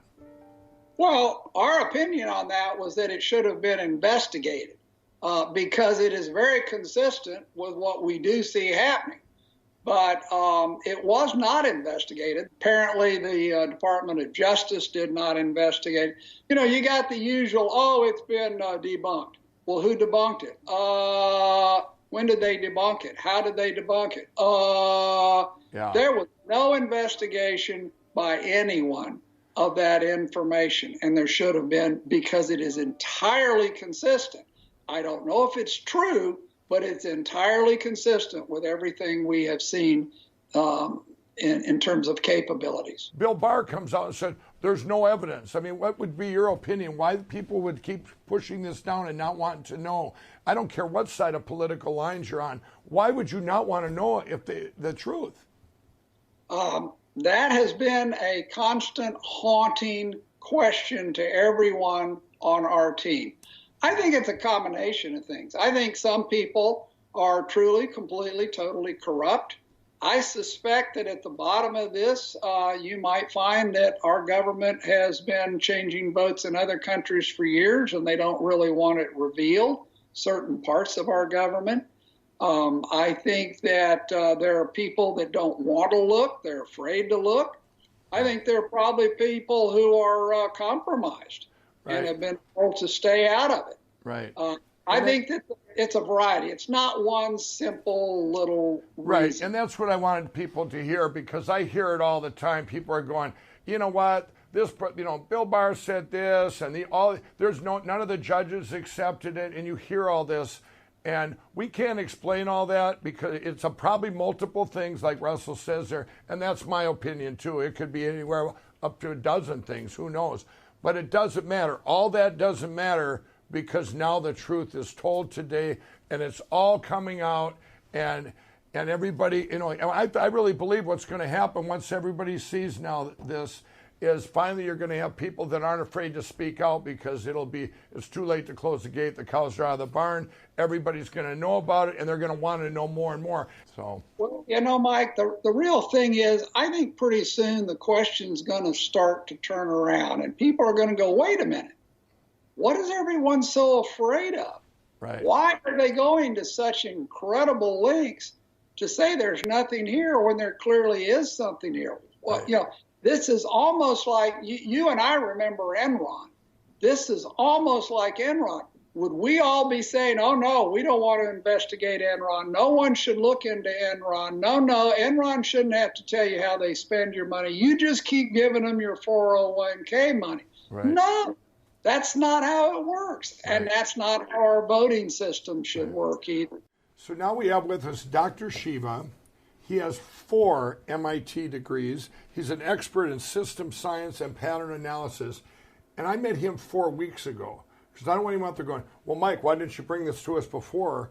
Well, I just met Dr. Shiva 4 weeks ago, and he's going to tell you, he actually ran for Senate, and he knows all about these machines now. And we're going to hear some of the stuff that I found out and went, wow, this is absolutely validates this election fraud with these machines. So, thanks, Mike. I'm glad we connected. Yeah. It's an interesting opportunity for me, Mike, because it's rare that a guy who's a scientist, an engineer, an MIT guy even runs for office. Right. And then it's even more rare that you come across something you never think occurs in the United States. I grew up in India and third world countries. We talk about election fraud. When I was running in Massachusetts in 2020, we had 3,000 volunteers on the ground, 20,000 bumper stickers, 10,000 lawn signs, billboard ads, radio, TV, network. We were everywhere. the GOP establishment, who doesn't want a bottoms-up guy like me, who hated Trump, ran a no-name out there, who no real lawn signs, no bumper stickers, no organization, nothing. Right. And we knew on election night, which was a Republican primary, September 1st, 2020, the word landslide is what we heard everywhere. We knew that you were going to win by landslide. Oh, yeah. I mean, it was obvious. I mean, we worked. I mean, and I think you said unless there was election fraud. But you probably thought that's just, maybe someone put down two ballots. One of my close friends said, Shiva, we're going to win this unless there's election fraud. And I just thought this is just some fringe stuff, right? Right, but you weren't thinking about machines. I wasn't thinking about machines because I didn't know that, from creating email and all these systems, I know the power of machines. Right. Oh, by the way, he created emails, right? I did. I created email as a creator of email. I just want to tell you, the guy's a genius. So what you're going to hear here, this is what I did my due diligence on. This is just one guy going, okay, is this real or is this not? And believe me, it's real. Yeah, I mean, so I have a lot of history, not only in pattern analysis, it's some science, but I build large-scale computer systems. The stuff I've used has been used by the Senate, has been used by the largest Fortune 1000 companies in the world. So I know how you move from paper-based systems and electronic systems, and I know the power of electronic systems. When you put some process that's in electronic form, a single individual has immense amounts of power. So that's a background. But on September 1st, 2020, what we saw was we knew we'd won on a landslide. Right. And there we are with our big party set up, and we see the results coming in. Now, in Massachusetts, we saw in Franklin County, which is 80 to 90% hand-counted paper ballots, no machines, I win by 10%. And in every other county, Mike, 60-40, 60-40, 60-40, 60-40. That you lost by? I lost by. The exact percentage? Exact percentage by a guy who was... In a black county, this guy wins. In a white county, he wins. In a Hispanic county, the guy was nowhere. By the same percentage. But by the same percentage. That's not only a deviation, but it's an anomaly. It's an anomaly. Do you think that's impossible, or you're like me? Well, it's highly, to be from a scientific standpoint, you would say it's highly unlikely. And that began my journey to start really saying, wow, election fraud could take place in America. So I started reading up everything I could. By September 9th, 8 days later, I found out something interesting. I found out that these electronic voting machines, remember there's two ways you can vote. One is you vote, you give a paper ballot, and the paper ballot is counted by human beings, two people. That's what occurred in Franklin County. But in those other counties, they take that paper ballot when you vote electronically. Into a machine. It goes into a machine. And what happens in that machine? The paper ballot is converted to an image called a ballot image, no different than you taking a picture with your iPhone. Now, so what is actually counted? The paper ballot gets put aside. The machine, the electronic, quote-unquote, AI on the machine, actually tries to figure out where the circles are, and the machine is counting the ballot image. So at that point, I realized, oh my God, the ballot image is the ballot. The images are the ballot. So you were going to get to the bottom of this no matter what. No, I am, because I like to solve problems. I want to say something. One thing about Dr. Shiva, when I met him, I'm going, wow, he's just like me. I look at deviations every day. If I see a TV station that normally does 10,000, because I track them all individually, it does 10,000, and all of a sudden one day it did only 2,000, I'll tell you what, when I do spend the rest of the day or a week or a month, I'm going to find out how that happened. Because the only way things change is what? A different input. Exactly. A different input. So you've got this anomaly, you've got this deviation, and not just because you were running a person, it's not like you were just biased going, I won, I know I won. Now you're digging in to find out how this weird mathematical thing exactly. happen. I mean, the scientist engineer kicked in, right? I mean, just like you, you're a scientist and engineer in a very interesting from a marketing standpoint. And I think we both sort of pursue the same aims. But here, what we found out was that the first thing that gave me a big insight is that ballot images are being created, and then I also found out by federal law in 1974 they passed a law for federal elections. Those ballot images must be saved. So that was one piece of the puzzle, okay? The other piece of the puzzle was I found out that the voting machines, as early as 2002, have a feature in there called a weighted race feature, where it's embedded into the system where you can multiply candidates' votes by a percentage. All right, so what that means is you get 1,000 votes, I get 1,000 votes. I can multiply your votes by 2, my votes by 0.5. And if anyone doesn't believe this, go look up the Diebold voting manual. Go to page 2-126 in the manual, in the 2002 version, and you'll see it in there. So were you able to prove that your election was stolen by the machines? Did you mathematically? Did you prove 100% that this could only be recreated by a machine to do that 60-40? That same, Yeah. So what we proved, Mike, was first of all, we showed that the state had deleted the ballot images. Right. Which means that if they had the ballot images, I could find the algorithm. So it came upon me to use all that 40 years of experience that I'd learned from 14 all the way to MIT. I had to bring all that rocket science to actually look at the data.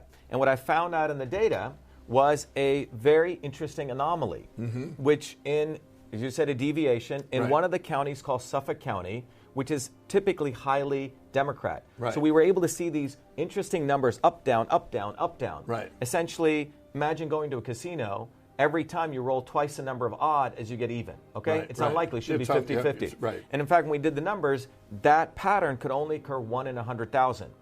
We sued the state on this, and the judge did not dismiss our case. It's still open. It's still, not only it's open, but we survived dismissal. And the other thing was, we also showed that when I put this out on Twitter and said, look, the Secretary of State deleted ballot images, Twitter didn't do anything to me, but the Secretary of State contacted Twitter to shut me down, along with the National Association of State Election Directors that came out. Wow. Well, let me stop you right there because I want to say something. Yeah. Did you hear the Twitter thing? All of you in this country and the world know my Twitter was taken down. You know why it was taken down the first time 20-some days ago is because I put up of the new evidence, which Dr. Shiva here, I'm going to tell him in a second, this new evidence that came out shows the timestamp in space of where who did it, what country did it, like China. Well, remember, we have two cases. First, we basically went into court saying the Secretary of State contacted Twitter. That means Twitter takes orders from the government. This is what we showed. Twitter takes orders from the government. That's proven. That's 100%. Yes, it came out in three hours in testimony. Jack Dorsey took orders from the Secretary of State of Massachusetts. This is what happens in countries like China. The government tells the corporations what to do. And in the United States, what came out in our 3 hours of testimony where I represented myself, no one wanted to take the swamp on in Massachusetts. Right. So what came out was we have the Secretary of State's, the election director and the communications officer saying they contacted Twitter to shut me down. Is and that Twitter still obeyed. open? Is that still open? Not only is it open, the judge gave me the restraining order, and the case is open. And my other case to decertify, they try to apply a 100, 200-page motion to dismiss, and the judge denied their motion. Wow. And that means, look, MIT's in Massachusetts, right? There's a lot of computer people there. Right. No one has rebutted my mathematical explanation showing that they multiplied my votes by 0.666. So 0.666 they multiplied exactly, and the other guys by 1.2. Everyone hear that? Well, I think one of the things the public needs to understand is federal laws, the Department of Justice is supposed to enforce them. Right. You know, when we found out the ballot images were deleted, we informed the, what's his name, Barr, and the local U.S. attorney, and they've done nothing. Oh. So basically, this is what happens in third world countries, right? Right, You have laws, but nothing's followed. Right. And if that's where we've gotten into, it's a serious problem for this country Well, because it's the a laws series don't mean of problem. anything. You mentioned Barr. I mean, he comes out and says there was no election fraud. You know, and here we have right here, you told him of some, right? I told him of some. And was this before the election even? But this was in October. October. So this was, Bill Barr, if you're watching, I mean, why would you say something like that when, yes, this wasn't just election fraud. This was a historical election fraud. This was coming from a lecture from machines, from these machines of biblical proportions, of historical proportions. And now it's all going to get exposed.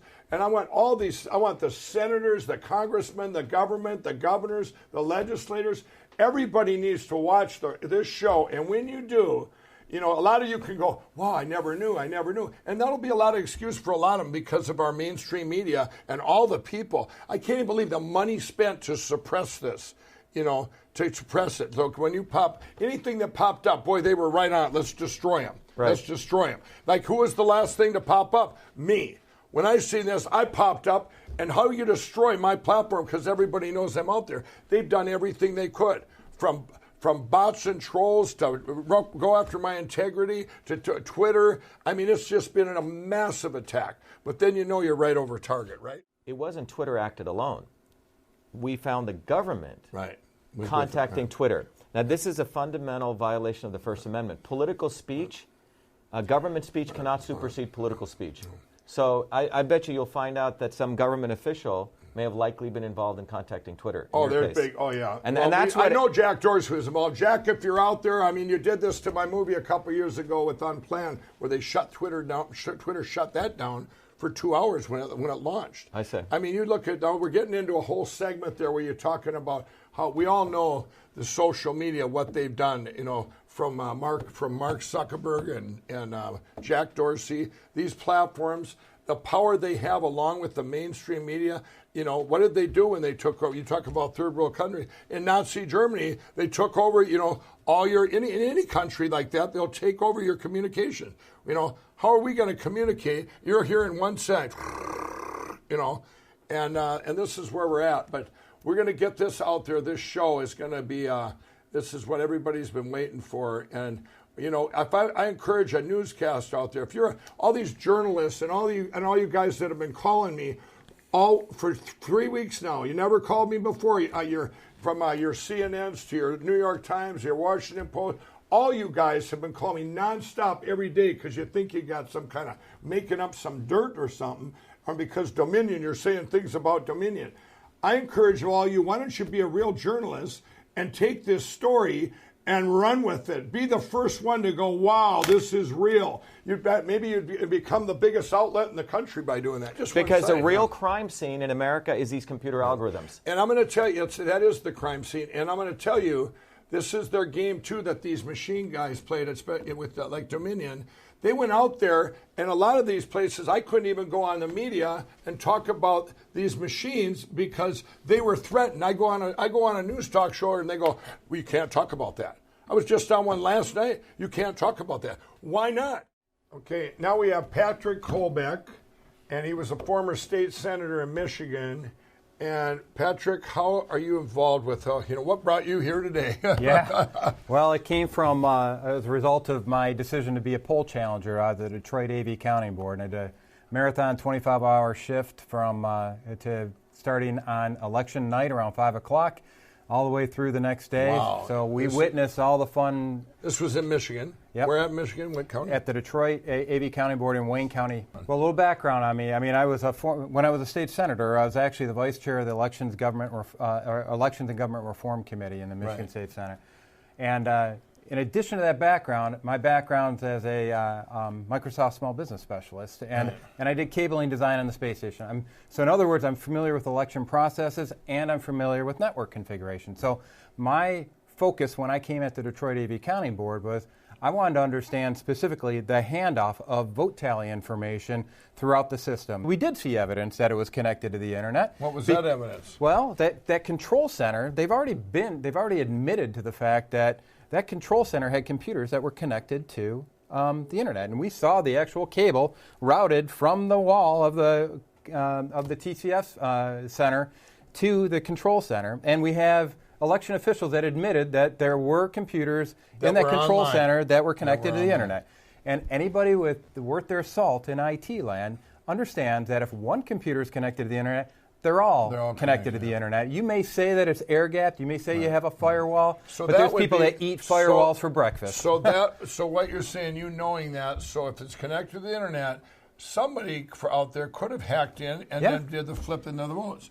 Yep. When you get into a case where you've got the same devices that are supposed to be capturing that vote tally connected to the internet, or frankly even connected to a large local area network, and you can't witness that handoff of vote tallies, you don't have that seal. So you may be thinking you're passing that information from point A to point B, but there's nothing to prevent it from going to point C in the interim. It's called the man-in-the-middle attack. Right. So if you're online, I mean, anybody could get in there and then do that because they're intercepting that. It's an interception. That's why you don't have machines aren't supposed to be online in election, right? Yes, it's called man-in-the-middle, and you wouldn't accept that if it was a traditional precinct and you got that precinct result and it wasn't sealed. You'd be raising your hand saying something's rotten here. Absolutely. I want to ask this, though, because if you were there, did it slow down in the middle of the night when you were there, like at 2 in the morning? Yeah. It slowed down to a trickle? It was almost dead as a night, and that's when some ballots came in the back door. Well, now we're here with Melissa Carone,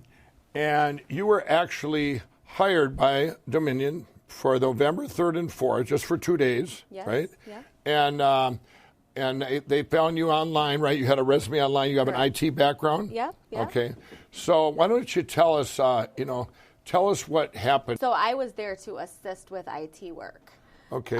For Dominion. So Okay. what I was doing was just walking up and down the rows of the tabulating By the machines. Yeah, okay, yeah. so there's, it's a tabulating machine? Yeah, so I could get very close to these machines. Okay, so what about the, was that the only kind of machine?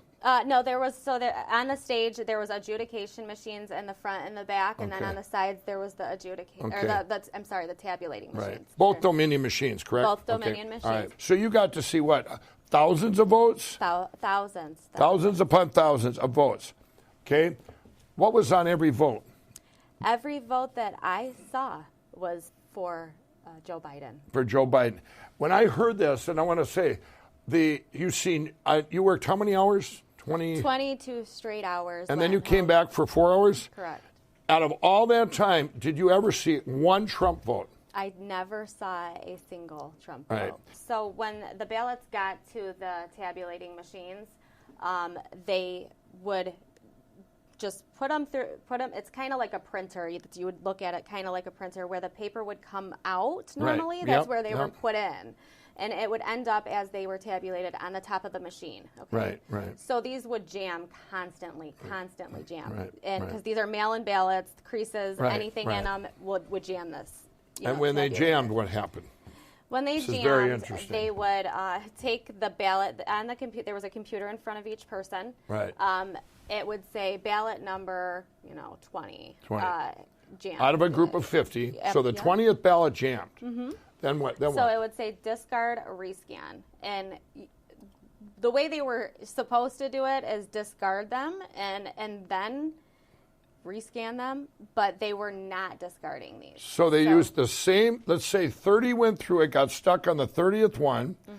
They'd put that number 30 at the top of the same 50 pack and run them through again. Yeah. So you're telling me that tabulator had no way to know, it's just counting the number of, counting a deck of cards. That's exactly It's not, what it was you could sit there and run the same deck of cards through this tabulator over and over and over and over again. Yeah. Is that right? So one time through the night, I approached my manager and I said, this machine has a count of over 400 on it. Right. I said, what's going on here? And I said, this is not right. It should not go above 50 because the batches are only 50. Only 50. And I said, we have a huge problem here. And he said, he pulled me aside and he said, I don't want to hear that we have a problem. He said, we are here to assist with IT work. Now, was this a Dominion guy? He's actually a part owner of Dominion. Wow, Yes. okay. Well, what? So 26 hours of watching ballot after ballot, walking up and down these tabulating machines. Not one ballot was for Donald Trump. Okay, now we're here with Matt DePerno, and he's the lawyer that we all heard about, this Antrim County. How did you get this county that you hear about, and how do you even get involved in this? Sure. Well, I know some people who live up in Antrim County, and Antrim County is a small county up in northern Michigan. It historically votes roughly 65% Republican, 35% Democrat. And in this case, it completely flipped on election night. Roughly 65% of the vote went to Joe Biden and 35% to Donald Trump. So people who lived up there knew that there was a problem. They knew that the results were not correct. And on the morning of November 4th, they actually contacted the Antrim County clerk and requested that she look into the results because they knew what had been posted on the website could not be true. And through a series of events, people I knew up there, and a person named Bill Bailey, who's a patriot who lives up in Antrim County, and who knew there was a problem and wanted to challenge the results, they ended up connecting him to me, and I filed a lawsuit. But what's important is, in filing this lawsuit, we weren't seeking publicity, we weren't seeking fame, we just wanted to get results. We filed the name in the name of a patriot named Bill Bailey, and we challenged down-ballot school board elections. That's what he was most interested in learning about school board elections. Of course, he was obviously also interested in other aspects of the election, what happened in the presidential election, and how did things flip. But primarily, the case centered on local politics. And if you look at certain townships, like Chestonia Township, Joe Biden got 197 votes on November 3rd. Right.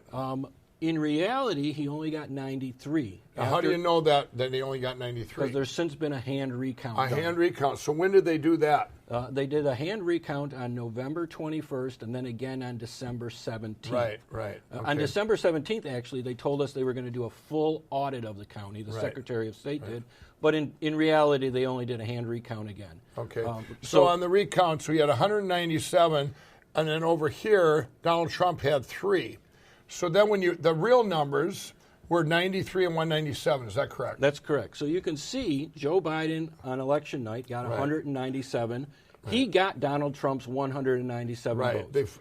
So we know that was a... This is 100% fact here. 100% factual. Now, what we're showing here, you guys, so everyone knows, these are all precincts. I don't know if you can see this here. These are all precincts. So let's just do this precinct. 392, this is done through the machines. And Donald Trump got 8. What? So here is a 392 to 8, but the real number was 198 to 392. And if you see here, Elk Township, Joe Biden got 392 on the election. In reality, those are Donald Trump's votes. Those were the 392. Right, they were just flipped. In order for that to be off, you do the conclusion, which I would right now, 100%, how could that be off? There would be something wrong with what? The machine. The machines. And what we're showing here right now, what you're going to see, all this, what we've been talking about, this massive machine election fraud that went on, where countries hacked into our election, and nationwide, this is one little county in northern Michigan, and these machines would do it right down to the precinct, okay? What you're going to see, this is the example we have that was hand counted, and then the rest of the country didn't get to do that. They didn't have the luxury of being able to do that, And so what I want to tell you all is this is the perfect example, just so you know, right down to the precinct level, what went on with these machines. I want to see one more here. So, well, you can look at Kearney Township. Yeah, Joe Biden got 744 on election night. Those were Donald Trump's votes. He actually recorded 16 on election night. Okay, so here's this county that traditionally always is like 65% Republican, 35% Democrat, correct? That's correct. Okay, so everyone in the county knew when these numbers came in on November 4th, they're going, there's something wrong with the machines. Everyone would think that. It wouldn't matter if you're a Democrat or Republican, you're going, wow. And it's not like what? And they couldn't use the deviation saying, well, it was because of mail-in voting, because there's no huge cities in there like Detroit, correct? That's correct. Right. So I just want everyone out there to know this before you get into town. This is just a small county, northern Michigan, and they ended up flipping. We had 15,718 votes. 15,718 votes. And 7,060 were flipped from Trump to Biden. Is that correct? Yeah. And what's even more interesting, by machines, right? It had to be done by the machines. Absolutely, by machines. If you look at the original vote count, 7,769 for Joe Biden and 4,509 for Donald Trump. Right. That actually totals 12,278 votes. Right. By machine on November 3rd. That's the vote tally. Right. That wasn't correct. Because if you look at the hand recount, it was actually 59-59 for Joe Biden and 97-59 for Donald Trump, which gets us to 15,718. Gotcha. So the question is, where were the 3,200 votes on election night? Right. Why weren't they recorded? Yeah, right. And that, but even with that, and we don't know why. We don't know why on that. I'm here to show everyone out the facts and evidence that I've seen 100%. Here's 100%. This little county in northern Michigan, look at what the difference was. It was a net of 5,250 votes. Is that correct? That's a net for Donald Trump. That's a net for Donald Trump. There was 7,000, that's where you get the 7,060 votes. So what I want to show you here in the next slide is actually the number of registered voters. This is what you're getting to.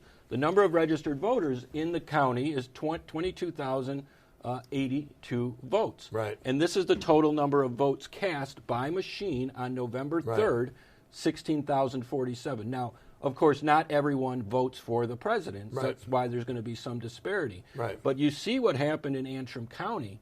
On November 3rd, there were 16,047 votes cast. Right. And then on November 5th, when they did a recount, somehow they gained 2,000 more votes.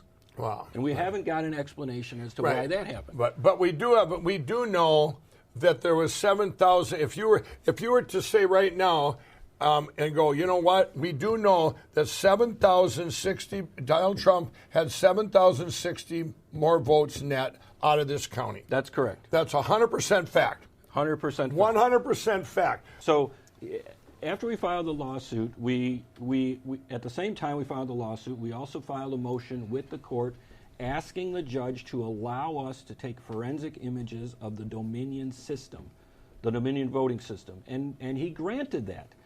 And we then went in, and I believe it was December 6th, right. And with a team of forensic scientists and data collection scientists, we captured the forensic images of the Dominion voting system. The master tabulator is what we call it, sitting in the county building, along with all of the CF cards, which are the program cards that run the actual software, along with the actual data cards or thumb drives that collect and tally the results in each precinct.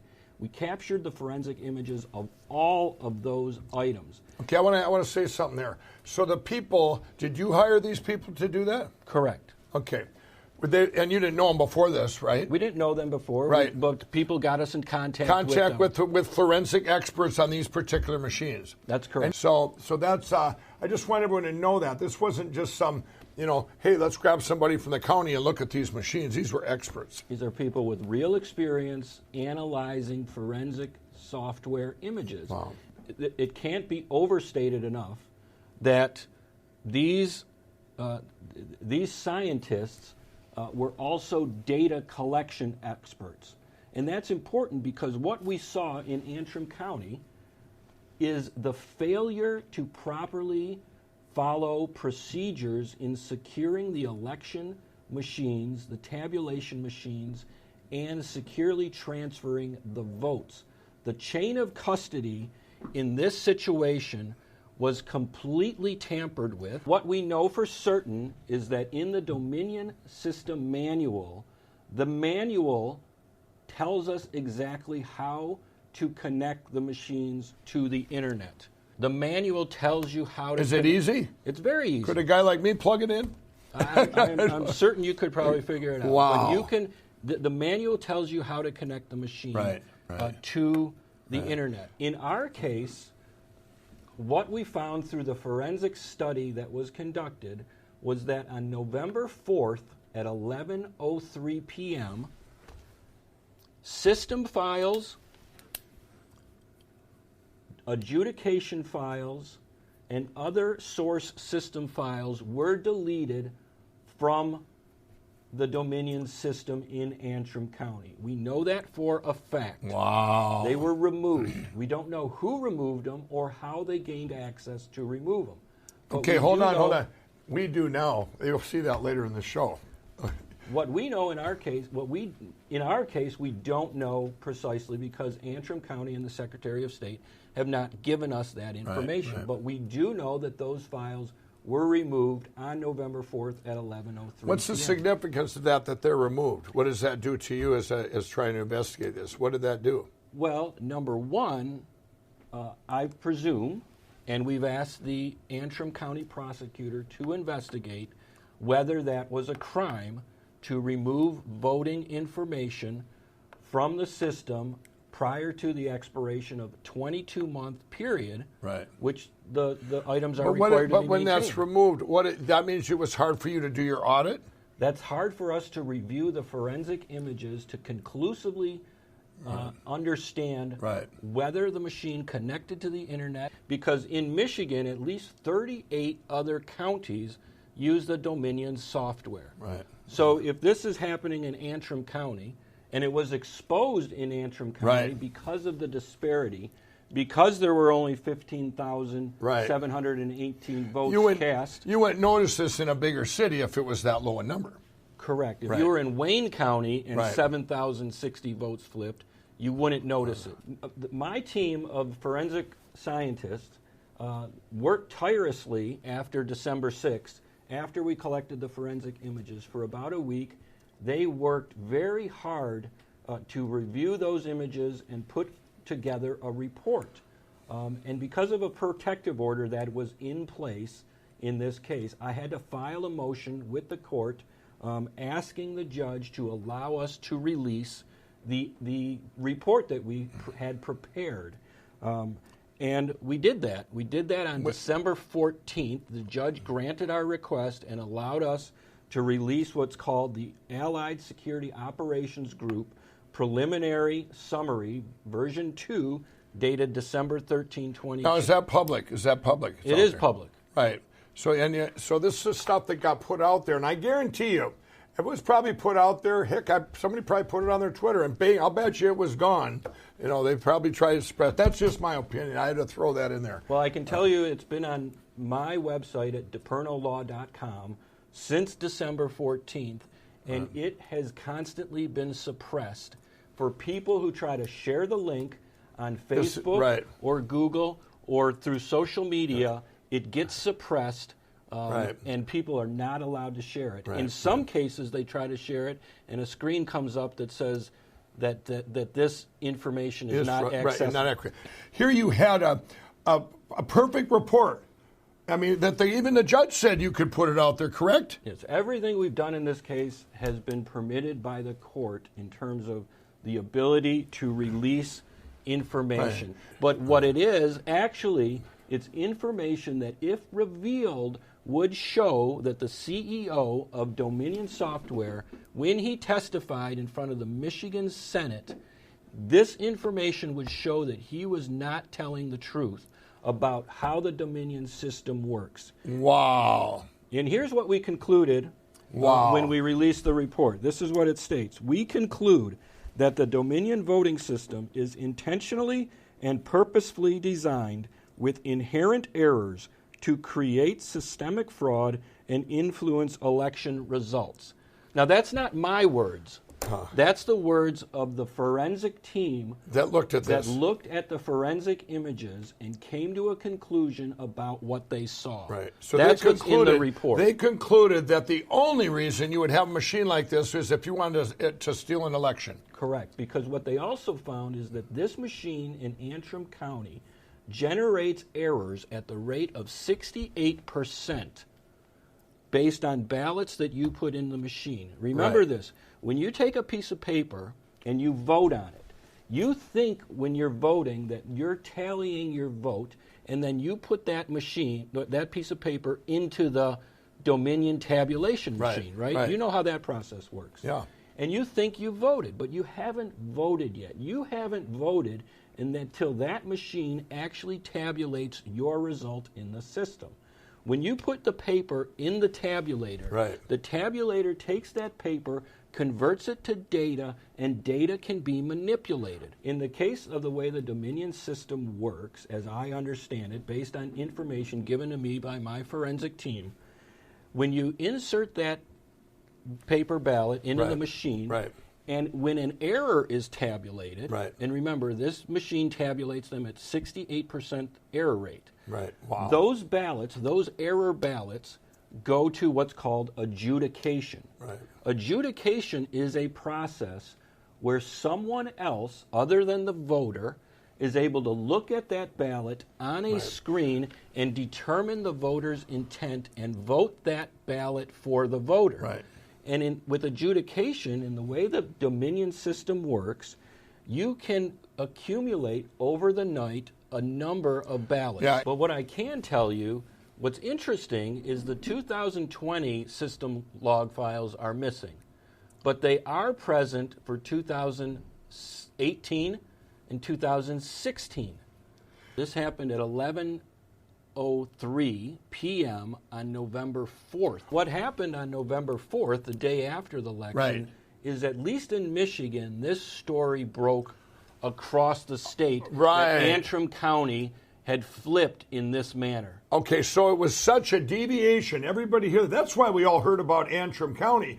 It was such a big deviation. It would be like, the whole time, for decades or years, whatever, you're 65% Republican and 35%, and you flip.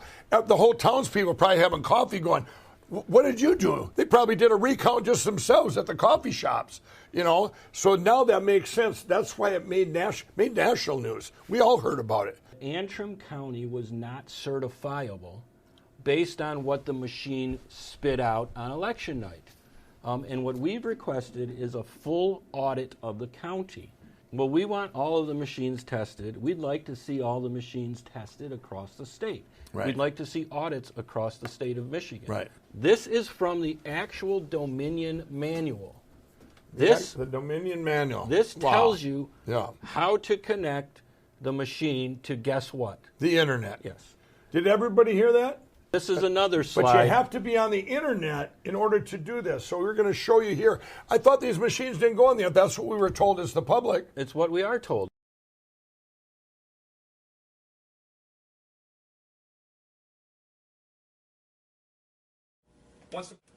If it's configured to print automatically, it'll print anywhere from 1 to 5, 10 copies, however many are needed in the jurisdiction. As well, this device can transmit directly. So that's all part of that closed polls process. You hit that button once, it prints out the tapes. When it's done printing out the tapes, it will automatically transmit the results as well. What is the vehicle for the transmission from the ICP? Is it cellular modem versus VPN? Well, it is a cellular modem that can be configured in a VPN, right? And we currently in Chicago and Cook County, we work with Verizon to secure that network. So we would have the same capabilities here. Lucky. What wireless chipset / modem does the hardware have? We support a variety. So it's really up to the jurisdictions what technology they want to use, what's compatible with their networks. Currently, in some jurisdictions, we're using basically a modem that is a 3G modem, GSM, but we can support multiple varieties of modems that can be, including the latest 4G standards as well. So that answers the next question: is it 3G or 4G? Verizon, AT&T, or Sprint? I'm assuming all. Yeah, all networks. Right. Just as a point of fact, we actually transmit from the ICP in Mongolia as well, so we're not limited in networks. And in Puerto Rico, there's 3 vendors because the island is not covered by any of the vendors completely. So we use 3 different cellular vendors for some ICPs with this vendor, Claro, AT&T, and T-Mobile, I think, in the different parts of the island. So. Everything gets complicated. But this is another slide from the Dominion software manual that tells you exactly how to set up your system to connect to the internet. Those are important slides to see. And again, another slide from Dominion Voting ImageCast Central, which tells you, as you can see in the bottom corner here, it says box number 1, ensure that the workstation is connected to the network switch with an Ethernet cable. Wow. What does an Ethernet cable get you? To the internet. To the internet. This is all information that we've been able to look at from the actual manual. So what do we got here? That looks like it was manipulated. Well, these spikes, these blue spikes throughout this show you where Joe Biden got what we call injections of votes at very specific times. These big ones on the left are November 3rd. So I'd be curious to see if your data that you have correlates so to those. Everybody knows what you're going to see. When you see this spike, you're going to see a forensic footprint, how that happened and who did it. China? Yes. If you're on the internet, the bottom line is you can cheat, you can do all kinds of things. And that's because otherwise you can't explain any of these numbers. Right? That's correct. That's correct. The machine results don't match up with the to the real tabulation. balance. And once again, you know, the purpose of this whole show obviously is to show everyone in the world that these machines, that this was the biggest fraud and the biggest crime, I believe, against humanity. And this is a crime against humanity. If we wouldn't be all talking about this now and this is all the truth is going to be revealed. Michigan is under siege because this is what I'm dealing with right now. Dana Nessel is the Attorney General in the state of Michigan. She sent this tweet out not too long ago, and it says, "Fun fact, lawyers who practice in Michigan are required to take an oath to support the Michigan and U.S. constitutions, not to file unjust and or frivolous actions or mislead the court. The spate of Trump lawsuits in our state violates each of these tenets. It demeans our profession." What she's calling for, and she said this publicly, she's calling for attorneys in Michigan to be disbarred who file lawsuits in Michigan challenging the results of the election. Could you guys all hear this? This is what we're up against. This Dominion, these machines, is the biggest fraud in election. They stole this. But now the truth is all going to be revealed. People like this lady, what's her name? Dana Nessel. Dana Nessel. And Dana Nessel, how dare you put this out? You're supposed to protect Michigan and the U.S.? This is what I'm doing. This is why I'm getting attacked. This is why everybody's getting attacked. So anybody, you know, here you are, the attorney of one of the few open cases where we have 100% proof. First, they try and suppress the actual report from it, right here, right? And now they're trying to just get rid of you. That's true. So we have Michigan executive officials who are now using the power of government to threaten those with whom they disagree with sanctions. They're threatening me and others with disbarment. Wow. So bringing forth evidence now in our country not only gets you the mockery of the mainstream media. I've been there. Who refuse to actually report on it or the truth, but it now gets you ethics complaints filed against you if you are a lawyer. Wow. So what do we do about that? When the Michigan Attorney General, who is the chief law enforcement person in the state, threatens those with whom she disagrees, you know what that is? That's tyranny. Yep.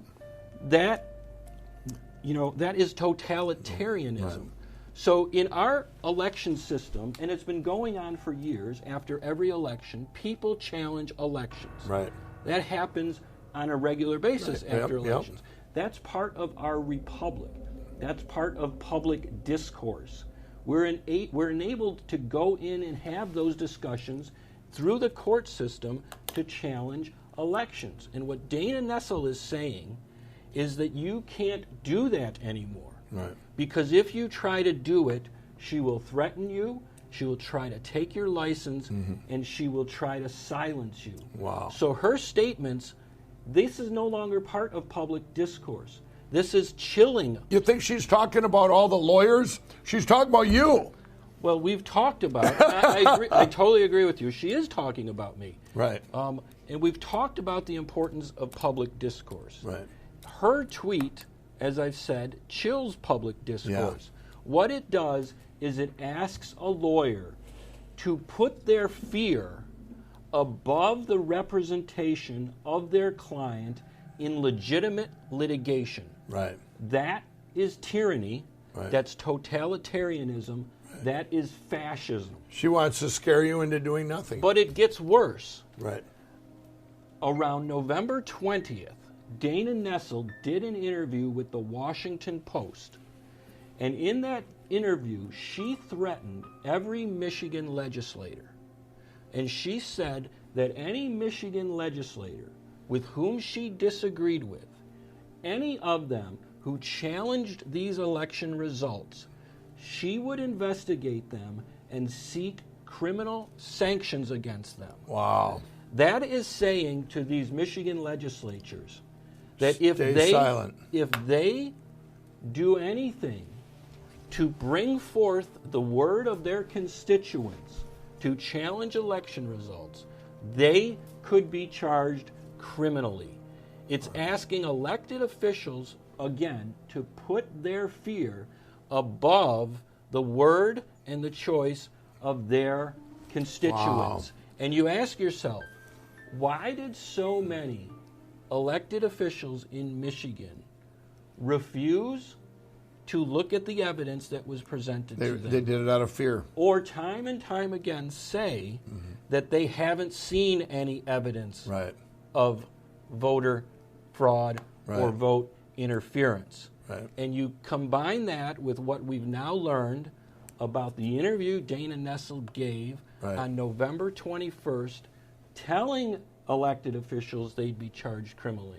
And I say this right now, everything that Dana Nessel has done in terms of threatening me and threatening state legislatures violates the Michigan rules of professional conduct, and she should resign immediately. It demonstrates that she's not fit for office. Well, there's many like her. We know that. This is going to reveal all the evil in our country, all the criminals in the country, all the ones that tried to suppress this. And that's just from social media like Jack Dorsey, like Mark Zuckerberg. Well, everyone, this is the moment you've all been waiting for. What you're going to see now is 100% proof that we had upon our country the biggest cyber attack in history. And I'm going to bring on Mary Fanning to explain how it all happened and show you the 100% proof. Mary, thanks for coming on. Thanks, Mike. Today we've been watching cybersecurity experts, and they've explained some of the things that happened in the election, some of the election fraud. But what we're seeing here is, if you look at this chart, is that there were cybersecurity experts who began collecting information on November 1st. And so this was before, during, and after the election, that they were collecting documentation. In fact, they collected terabytes of information that document the election fraud, the foreign intrusion into our election. This was collected in 2,995 counties in the United States. This was collected in real time. All right, so if you go to the chart, what you will see is a documentation of foreign interference in the election. The first column, if you look at the chart, that shows that on 11/5/2020 at 7:43 and 38 seconds, we had a foreign intrusion, and it shows the IP address, the Internet Protocol address. That is the number of that protocol address of the hacker that entered into our election. The second column is the owner or source of that IP address. That shows that ChinaNet in Beijing province entered the election. It shows an ID. That is the unique address of a computer. That shows the exact computer using that IP source that entered into our election. The next is the target. That's the IP target. That's the Internet Protocol address of the target. All right? Then the next is the target state. In this case, it shows that it's Michigan. Where in Michigan? That's the next column. It shows that it's in Emmett County, Michigan. Then the ID target. That is the unique address of another computer in the United States that the hacker has gone into. And then it shows the method of intrusion. Now, on some cases, you're going to see that they use credentials. That means that they have fake credentials because there were administrators that had been placed on the Secretary of State's computers. False administrators. In other cases, it shows that they broke through the firewall. In some cases, they did both. Now, in the next column, it shows whether it was successful. You'll see a Y. That shows that, yes, it was successful. Now, oftentimes, they're not successful, and they have to go back and try for another intrusion, and then it shows whether that's, in fact, successful as well.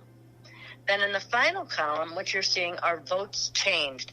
Now, in this particular case, when they went into Emmett County, Michigan, the votes that were changed was they stole 3,477 votes from Donald Trump. That's what you're looking at. Now, as you go through this document and you look at all the multiple intrusions into our election, what you'll notice that over 60% of these intrusions come from China.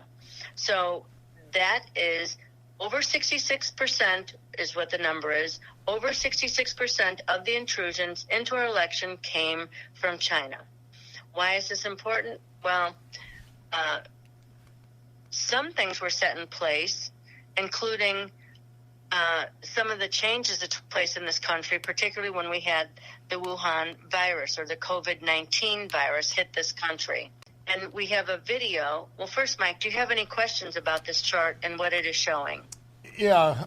So what you have here is what each one of these is its own timestamp that is 100% proof, because you have that not only where it came from, you have their identification, you have that who they were attacking, their identification. This is what everybody would want. If you ever looked in and did an audit or wanted to look into a computer and look what went on in cyberspace, this is what you'd be looking for, correct? This is forensic evidence of foreign footprints as they entered our election in a cyber warfare attack on our election. And then it shows exactly what they, where did they come from, which computer exactly the timestamp, exactly which computer they entered into, in what state, which county, the ID, the unique ID of the computer that they entered into, and then it shows how they entered using false credentials or breaking through the firewall or both. Wow. Were they successful the first time, the second time, and then it shows the votes that they stole from Donald Trump. Right. This is proof positive. This is documentation of a cyber attack, but it also is documentation of the footprints of those who entered our election. Right. Right. And look at, if everybody notices here, everyone, you don't think this was all put together in one big attack? Everyone was Donald Trump down, down, down. This wasn't another country that wanted it the other way. This was the biggest attack in history. And Mary, we have pages and pages, right? Thousands of these pages of every county, right? Of every single attack. There are thousands of pages of the documented footprints, the foreign intrusion into our elections. We see this is coming from China, in many cases from Huawei, from Alibaba Right. Cloud Service, from China Unicom, from uCloud, from China Mobile Titong. This also came from Iran as well. Right. But this is the foreign intrusion. This is the theft of our vote. But it also is documenting exactly the vote totals that were stolen from Donald Trump. Right. And this what we have heard. Well, this is what I've been telling everyone. This is where you got, if you add these numbers up, when I said, and I actually told the president when I met with them, I said, you actually won this election by almost 80 million votes for you, for Donald Trump, to about 68 million for Biden. And that's not counting all the other kind of theft we talked about earlier in the show. These are the real numbers that were taken off and that were flipped. I mean, this is incredible, everybody. This is historical proof, too. We not only have, this is what we've all been waiting for. And Mary, you said there's a video, too, we want to show? Yeah, this is a documentation, the proof positive, by cyber experts from in this country that began documenting the theft of our election. Wow. They put together the full documentation of every vote beginning on November 1st. So again, from before, during, and after the election, they documented the footprints of the foreign intrusion into our election. That means that foreign adversaries, really, because this was an act of war to come in and steal the election from the American people and decide who our foreign adversaries were going to put in the White House to rule or to be the president of this country. Right. Now, there's a video, and so that will show, and are you looking at the video, Mike? Yeah, we're going to pull up the video here, Mary. Okay, here we go. We just pulled up the video. Wow, what's going on here with all these lines? Well, the video, what you are watching is the surveillance system. In fact, this is the very surveillance system that was built by people inside this country within the cybersecurity battle space that built some of this built some of these tools that were built to keep this country safe. But what you're watching is that every line on that drawing, all those moving lines, they represent the IP addresses of what I just showed you on the chart. So when you understand the hacker's IP address and the IP address of the target and the votes that were stolen, every one of those lines that you're watching move across the chart and showing whether they were successful and how many votes they stole, that documents that. Every red line, as they turn red, as they finish stealing the vote, basically, the red lines are all China. So what you're seeing are the actual files being received and sent. That's a documentation of the real-time theft of our elections. Wow. So every line on the map, there's a corresponding line on the sheet. And the color and the line types represent the severity of the attack. Now, red has been the most severe attacks. Those lines are all coming out of China. Those are the most severe attacks on our election system. Wow. Now, this exact information, the same exact type of information, I should say, was presented to former FBI Director James Comey by a whistleblower in 2015. They knew, in fact, that our election machines were open for hacking. It's important to understand that there are prismatic scoring algorithms that they knew about that enter the election, and they steal the vote at the transfer points. So at the point where the vote is leaving the Secretary of State's office and these machines, that is the point at which the vote is stolen at the transfer points. That's what you're watching. Those packets moving is that's real-time documentation of the theft of the vote from inside this country. And then the numbers, the last column, those document exactly the numbers of votes. It shows, in some of the cases, Antrim County, where the vote was stolen, and exactly the vote stolen at the exact time stamp of when they were stolen, right, and the numbers stolen at that point. So, Mary, what you're saying now is, and this is what I already know, but I'm learning a lot here as we go. What you're saying, every one of these lines, let's say we did take Antrim County, and we took that, we could pull out the timestamps for that county, and we could show the lines, the country that did it. We could show a line for every single hack or attack that we had in this election. That's right. Wow. So what you're watching is those objects moving are the actual files that are being received and sent. These are the squares here that are being sent. So everybody out there, what you're looking at, I mean, this is the proof. So if like Antrim County, that case is still open, you just go, here you go. Now you know who did it, how many votes flipped, when they did it, what time they did it, the computer it came from, the country that attacked us. I mean, this is what I have been excited about, and I only seen one. Do you know, Mary, I only seen one little line of that which showed the IP address, that, all that stuff that you're showing us.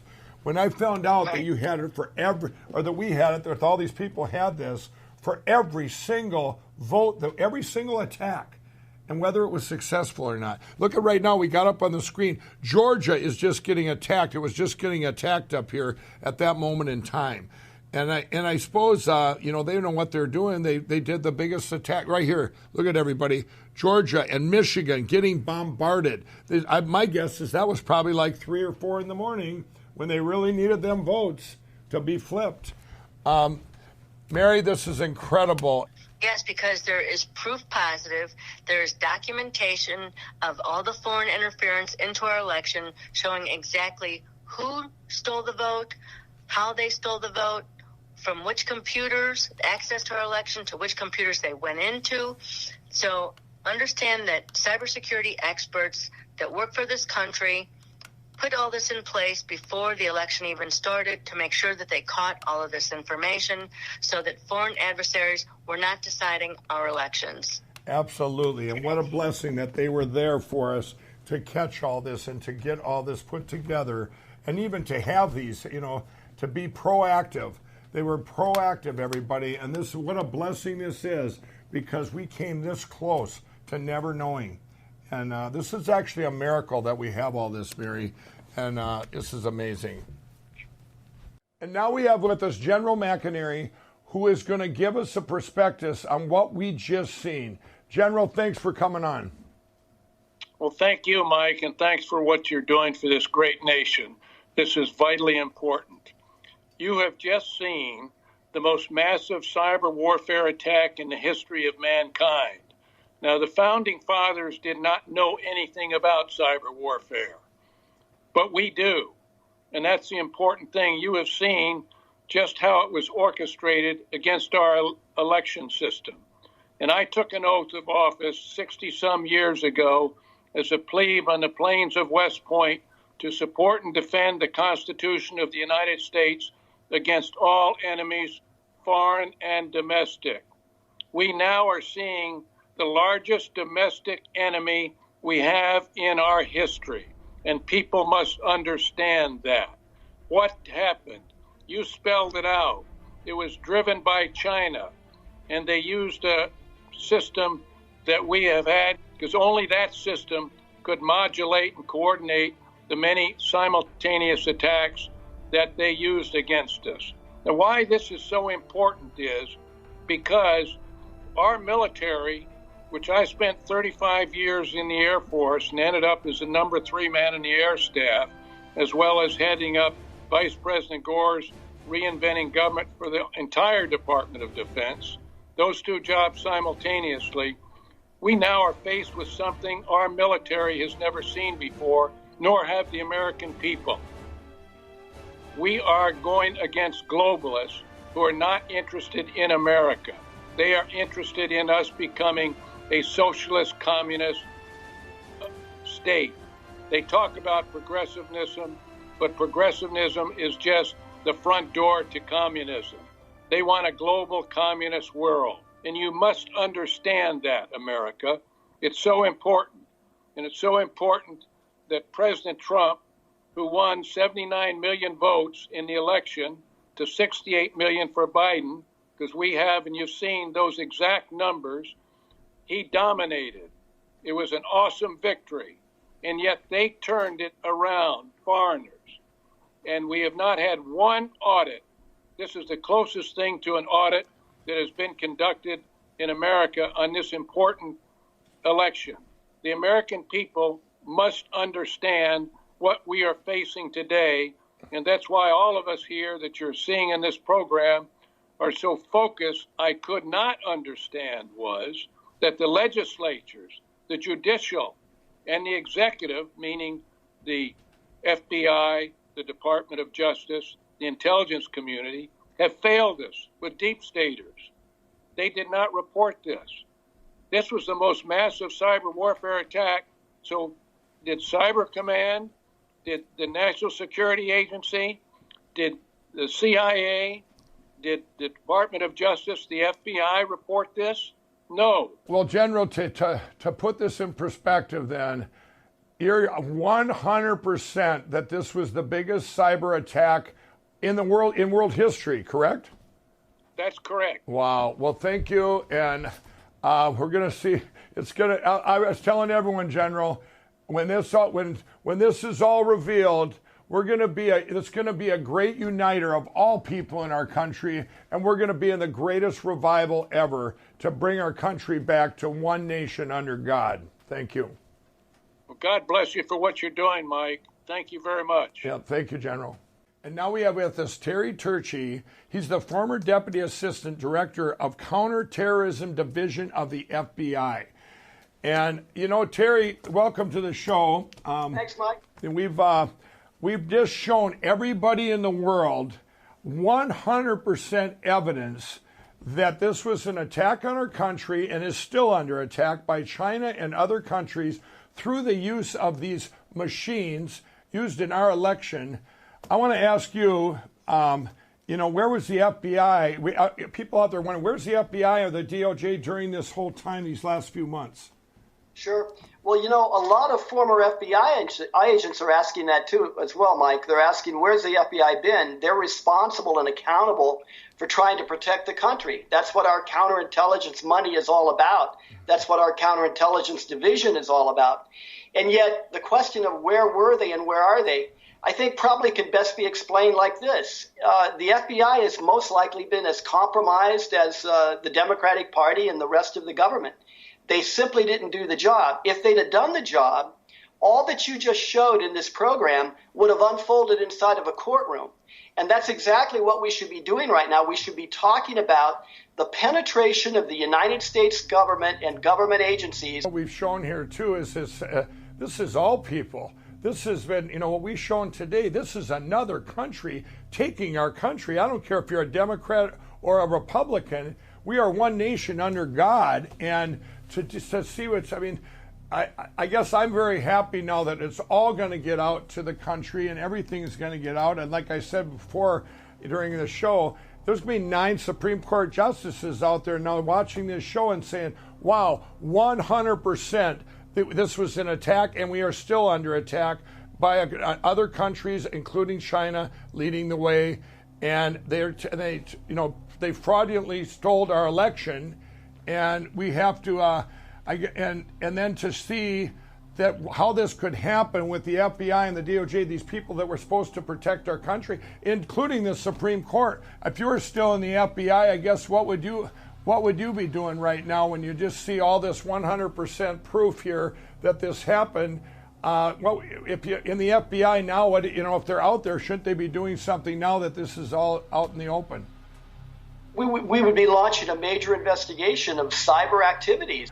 These attacks, the people that, from China and on down, who did it, they're very good at trying to bury everything, to bury these deviations that came up, and then everything opened up where everybody knows that this was stolen, but now we know how and why.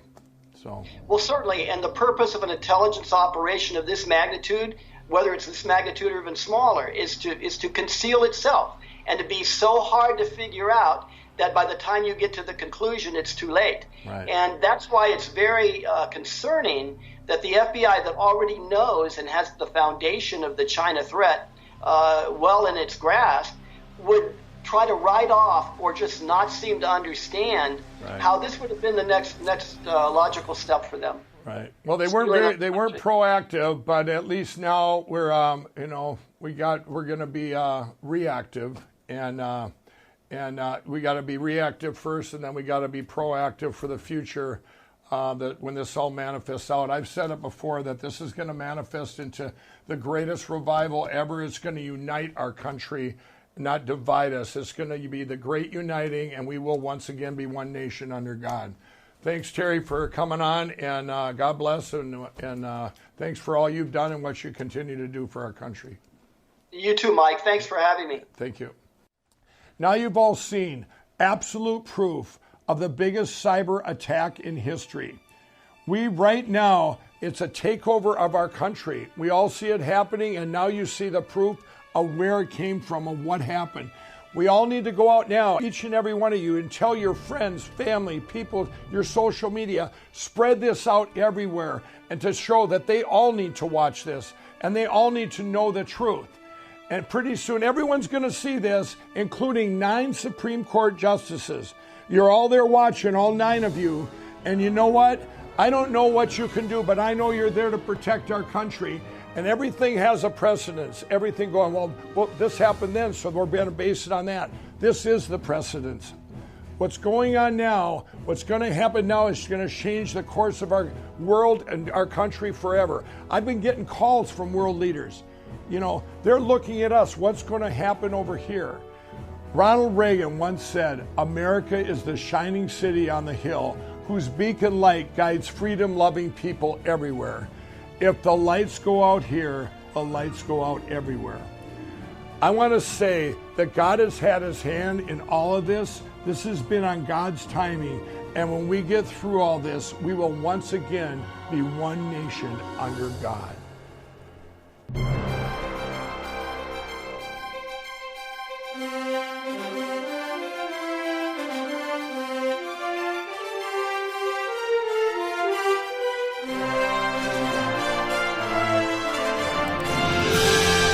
Wow. That was really awesome. I'm Michael Tobin, your Lookout Guy.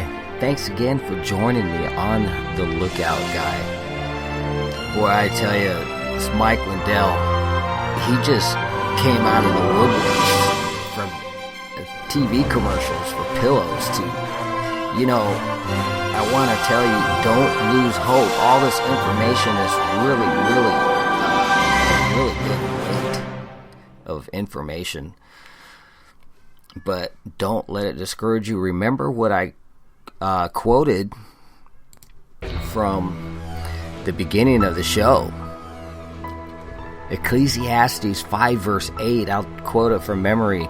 If you go into a province and you see injustice and the oppression of the poor, don't marvel at that, because there are higher than they who regard, and there is even higher than them, and that person who is higher is actually God. And what this scripture means is people are taking names and numbers, and as believers in Jesus, if you don't have Jesus in your heart, you can do it right now. You can just say, Jesus, I've heard about you, and I want you to be my Lord and Savior of my life. Come into my heart, Lord. Amen. And that's it. That's it. But another encouragement is about Mike Lindell. Man, I pray for him. Lord, thank you for Mike Lindell and people like him that you just never... Your ways, Lord, are so unexpected. And for all you listening, that is exactly how God works. You ask Jesus into your heart and you follow him, the Holy Spirit may put something on your heart and you're just going to be like running behind a horse, jumping up on it, and taking off like the Lone Ranger. That's literally what it is like. You will do things that you have never even imagined that you could do. And what he's doing is going out on a the political landscape, world leaders are calling him. He made friends with the President of the United States. That is no light thing. It's nothing to laugh at, and it's nothing to discount.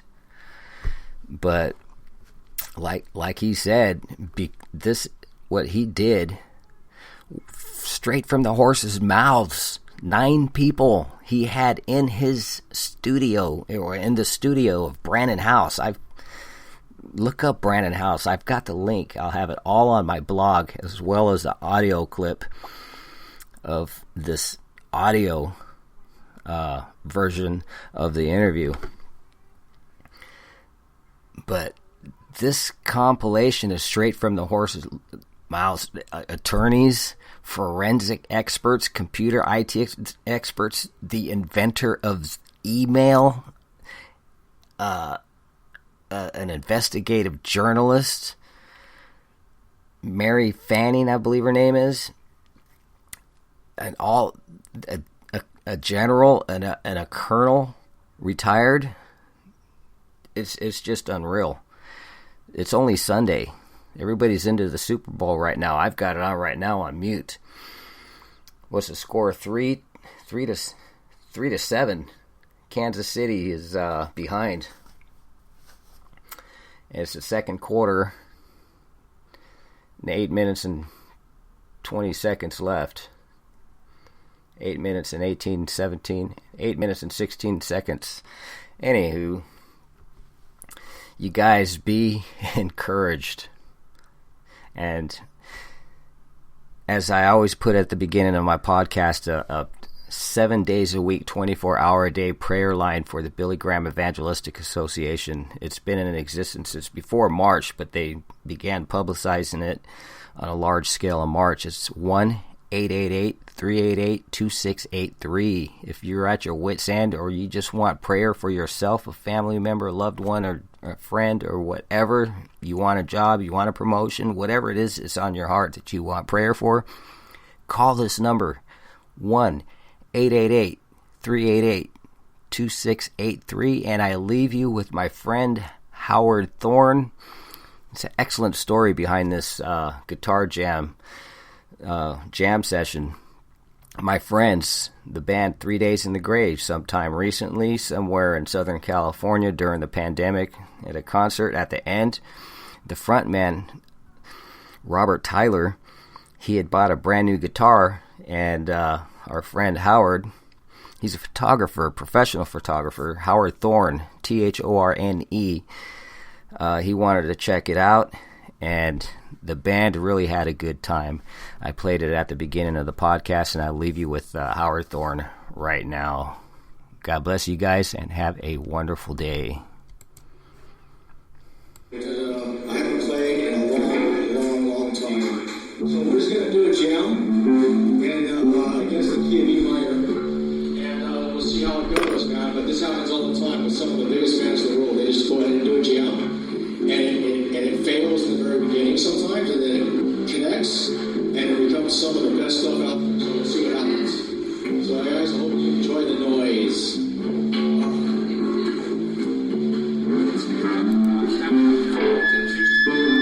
And on the bass guitar, you hear my friend Greg Whitestock, and the drums, my friend Gene Copley of 3 Days in the Grave.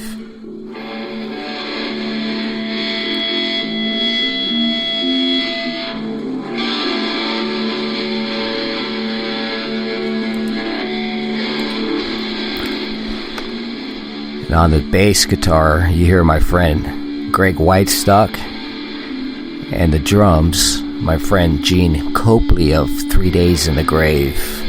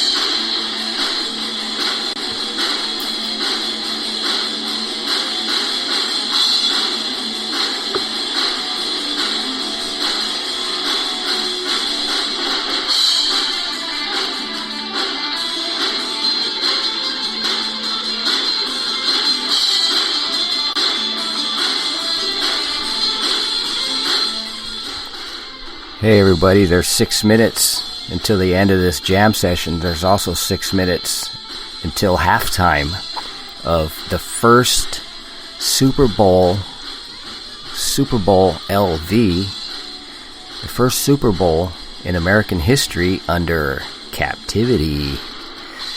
What's halftime have in store for us? Well, you'll hear it on The Lookout Guy. No telling what I'm looking out for.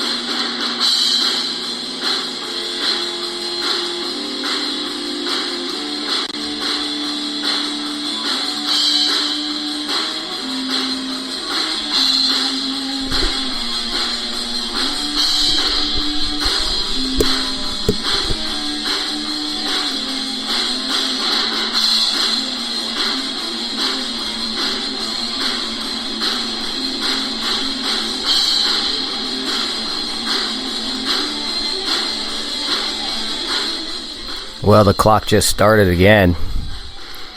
6 minutes till halftime. Buccaneers scored. So they kicked off to Kansas City. What's funny is the names of these teams, the Chiefs and the Buccaneers, and here I am about ready to be a pirate. I'm going to pirate the last of the second quarter of Super Bowl LV, Super Bowl captivity.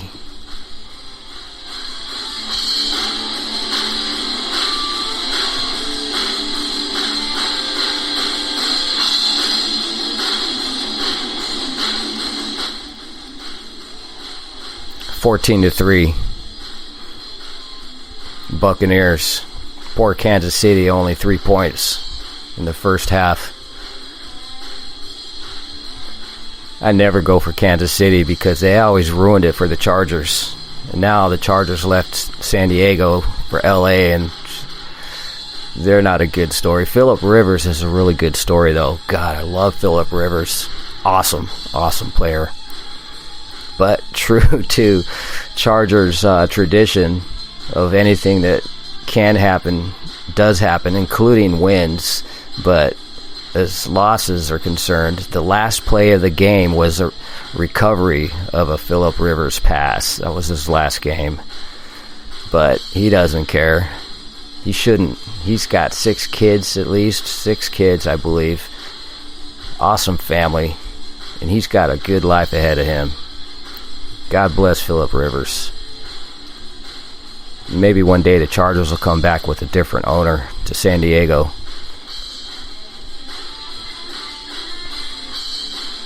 Well, 3 minutes and 52 seconds left in the second half, second quarter. 1st and 10, Kansas City.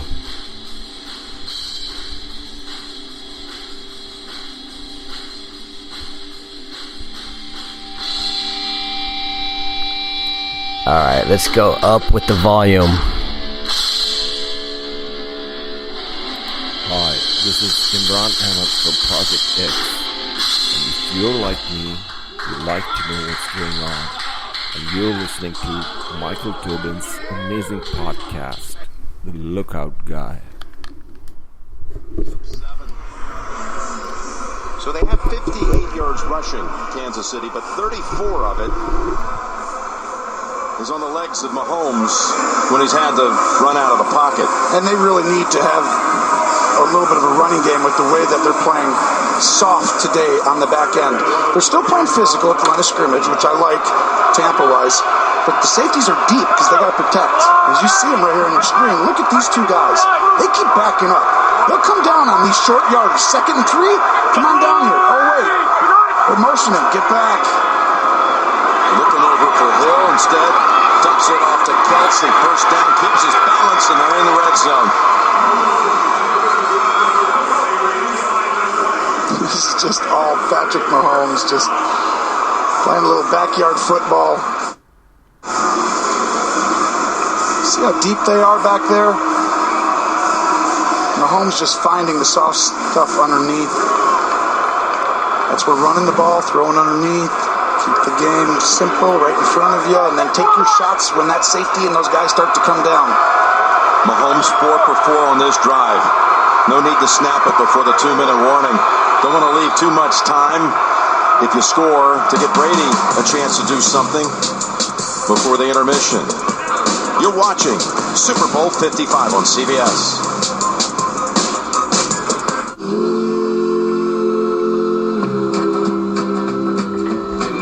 In some places they tax flatulence, the kind that comes from cows.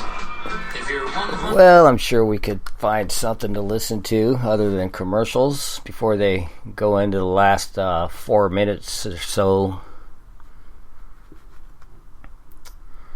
What kind of song do I have here? Oh, I've got some jazz. Here's something called A White Stone by Ray Lyon. Look up Ray Lyon, R-A-Y, his last name Lyon, L-Y-O-N. Go to his website. He's offering all of his songs from all of his albums for free. Yes, you heard it from me on Mike Tobin, the Lookout Guy. Just another thing. He's a believer too, believer in Jesus.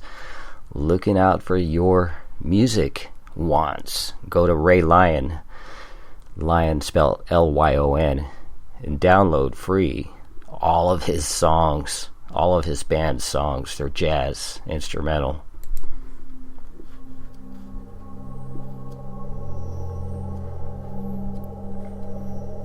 This is like a 7-minute song.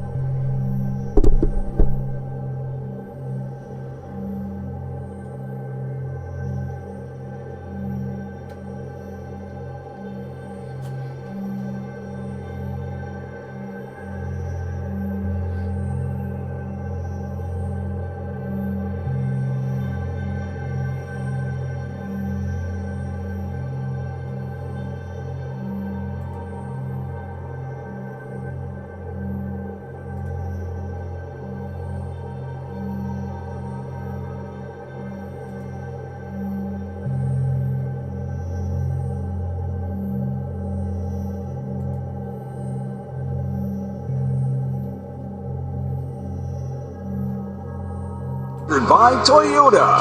Mask up, socially distance, vaccinate when it's your turn. And by Tide. It's got to be new Tide Hygienic Clean.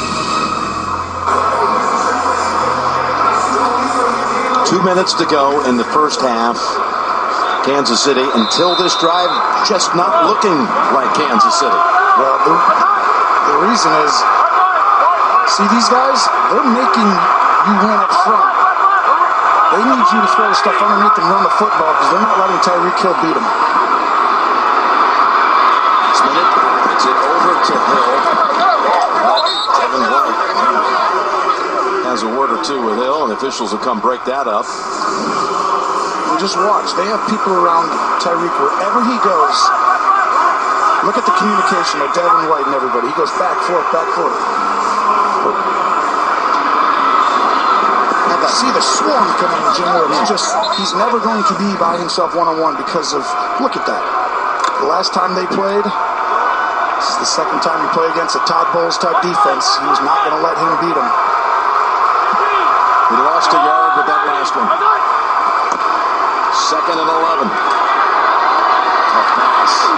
Right in front of David. It's caught by Kelsey, who boxed him out.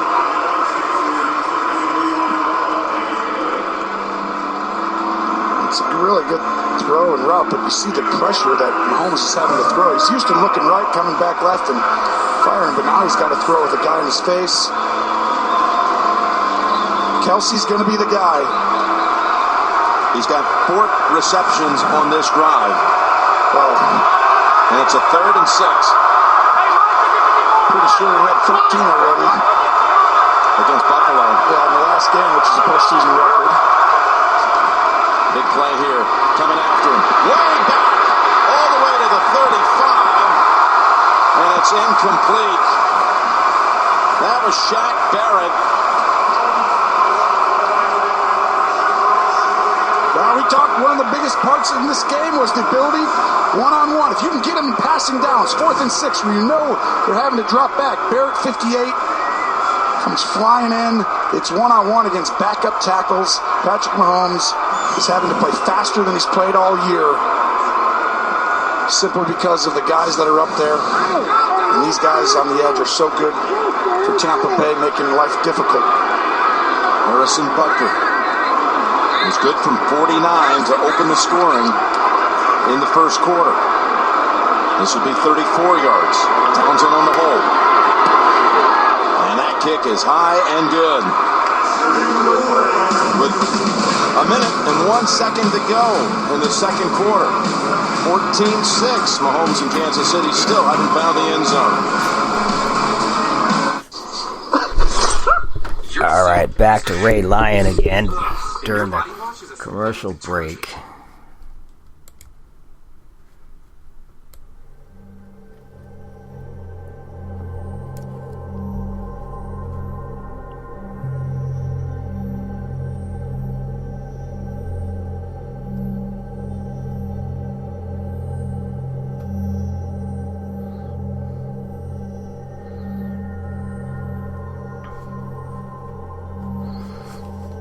I think Kansas City is pretty hopeless. Their offense is really being crushed. Only 3 points in the first half. About 2 minutes left to go. We'll see how long they milk it.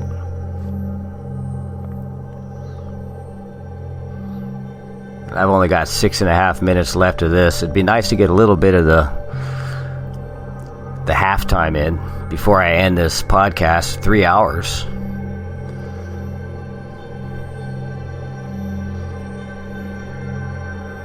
Live, not recorded. If it was recorded, I could pause it.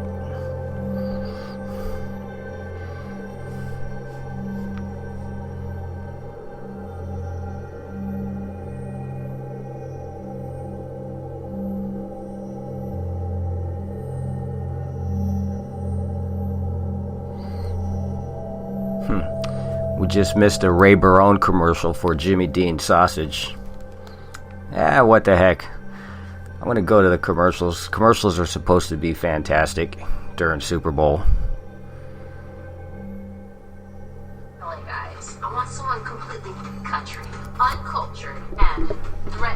strong, confident woman. It's not wings or nachos. It's wings and nachos. Hey, send my onion rings down here. I have your guy. Gwen? Blake? Oh my God, hilarious, right? I mean, no.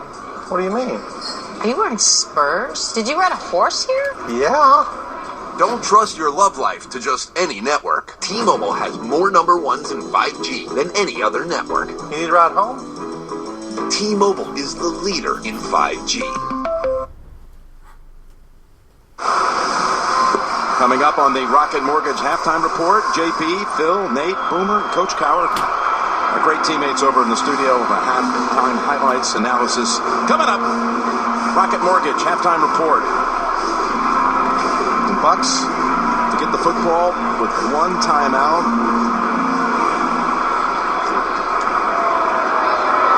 And we'll have a return. Mickens takes it from the 1. Falls all the way out to the 30. Nice run back, 29 yards, but this is where Brady is so dangerous. His entire career. You see a little chippiness there with Mickens and Thornhill. We've seen that all over the field. Rimmers and Pierre Paul. Jensen and Jones. Jones and Jensen again. Even, hey, Brady and Matthew. Yeah, you're coming back. I'll see you later. You don't think these guys want to win? This is the Super Bowl, Jim. I mean, it's going to be chippy. You got to be smart, though, and not hurt your football team, right? And right now, this drive, huge. Huge. Absolutely huge. You get the ball back, Kansas City. You can't let Tom go down and get points. They begin the drive with a Fournette carry, and finally it'll be Jones who will end it, along with Clark's support. The Bucks, in the 3 postseason games leading in, had scored in the last 2 minutes of the first half of each game. Well, Commissioner Goodell with Russell Wilson and his wife Ciara. Russell last night, Walter Payton Man of the Year award winner. A great tribute to all the work he's done, and a great year it's been for the NFL and all the many people led by Roger Goodell. A crowning achievement for them to be able to get through this season and all the contact tracing and different things that they did to keep the schedule right on go. Dr. Alvin Sills and many other people. So many doubters never believed we get to this night, but testament to all the work, commitment to everyone in the National Football League. They had a timeout there by Kansas City. They want this ball back. That'd still be aggressive, some sort of stuff to get out quick. Look out, wide receiver screen, and he's going to be thrown 42 yards short. That's perfect. And now Kansas City's a little bit of a tough spot. It's like, do we really want to take another timeout? Because we're kind of helping them. But yes, we need to get this ball back and get some momentum into that second half. Yeah, that is a real risky timeout, because if they convert here, just remember what happened right before the half at Lambeau Field. Tom threw a touchdown. Scotty Miller on the left sideline. Well, they bypassed a punt. Yep. You know, they went for it on 4th and 4, got the ball over to Fournette. He picked it up. And then with just a second to go, wow, Scotty Miller for 39 yards out. That's Bruce Arians. Hey, no risk it, no biscuit, Jim. That's what I go by. So let's see which way the risk-reward timeout goes for the Chiefs. Can they get the ball back with a stop? Or will they get Brady more time to do something? Bucks move the chains. As Gronkowski has his 5th catch of the night.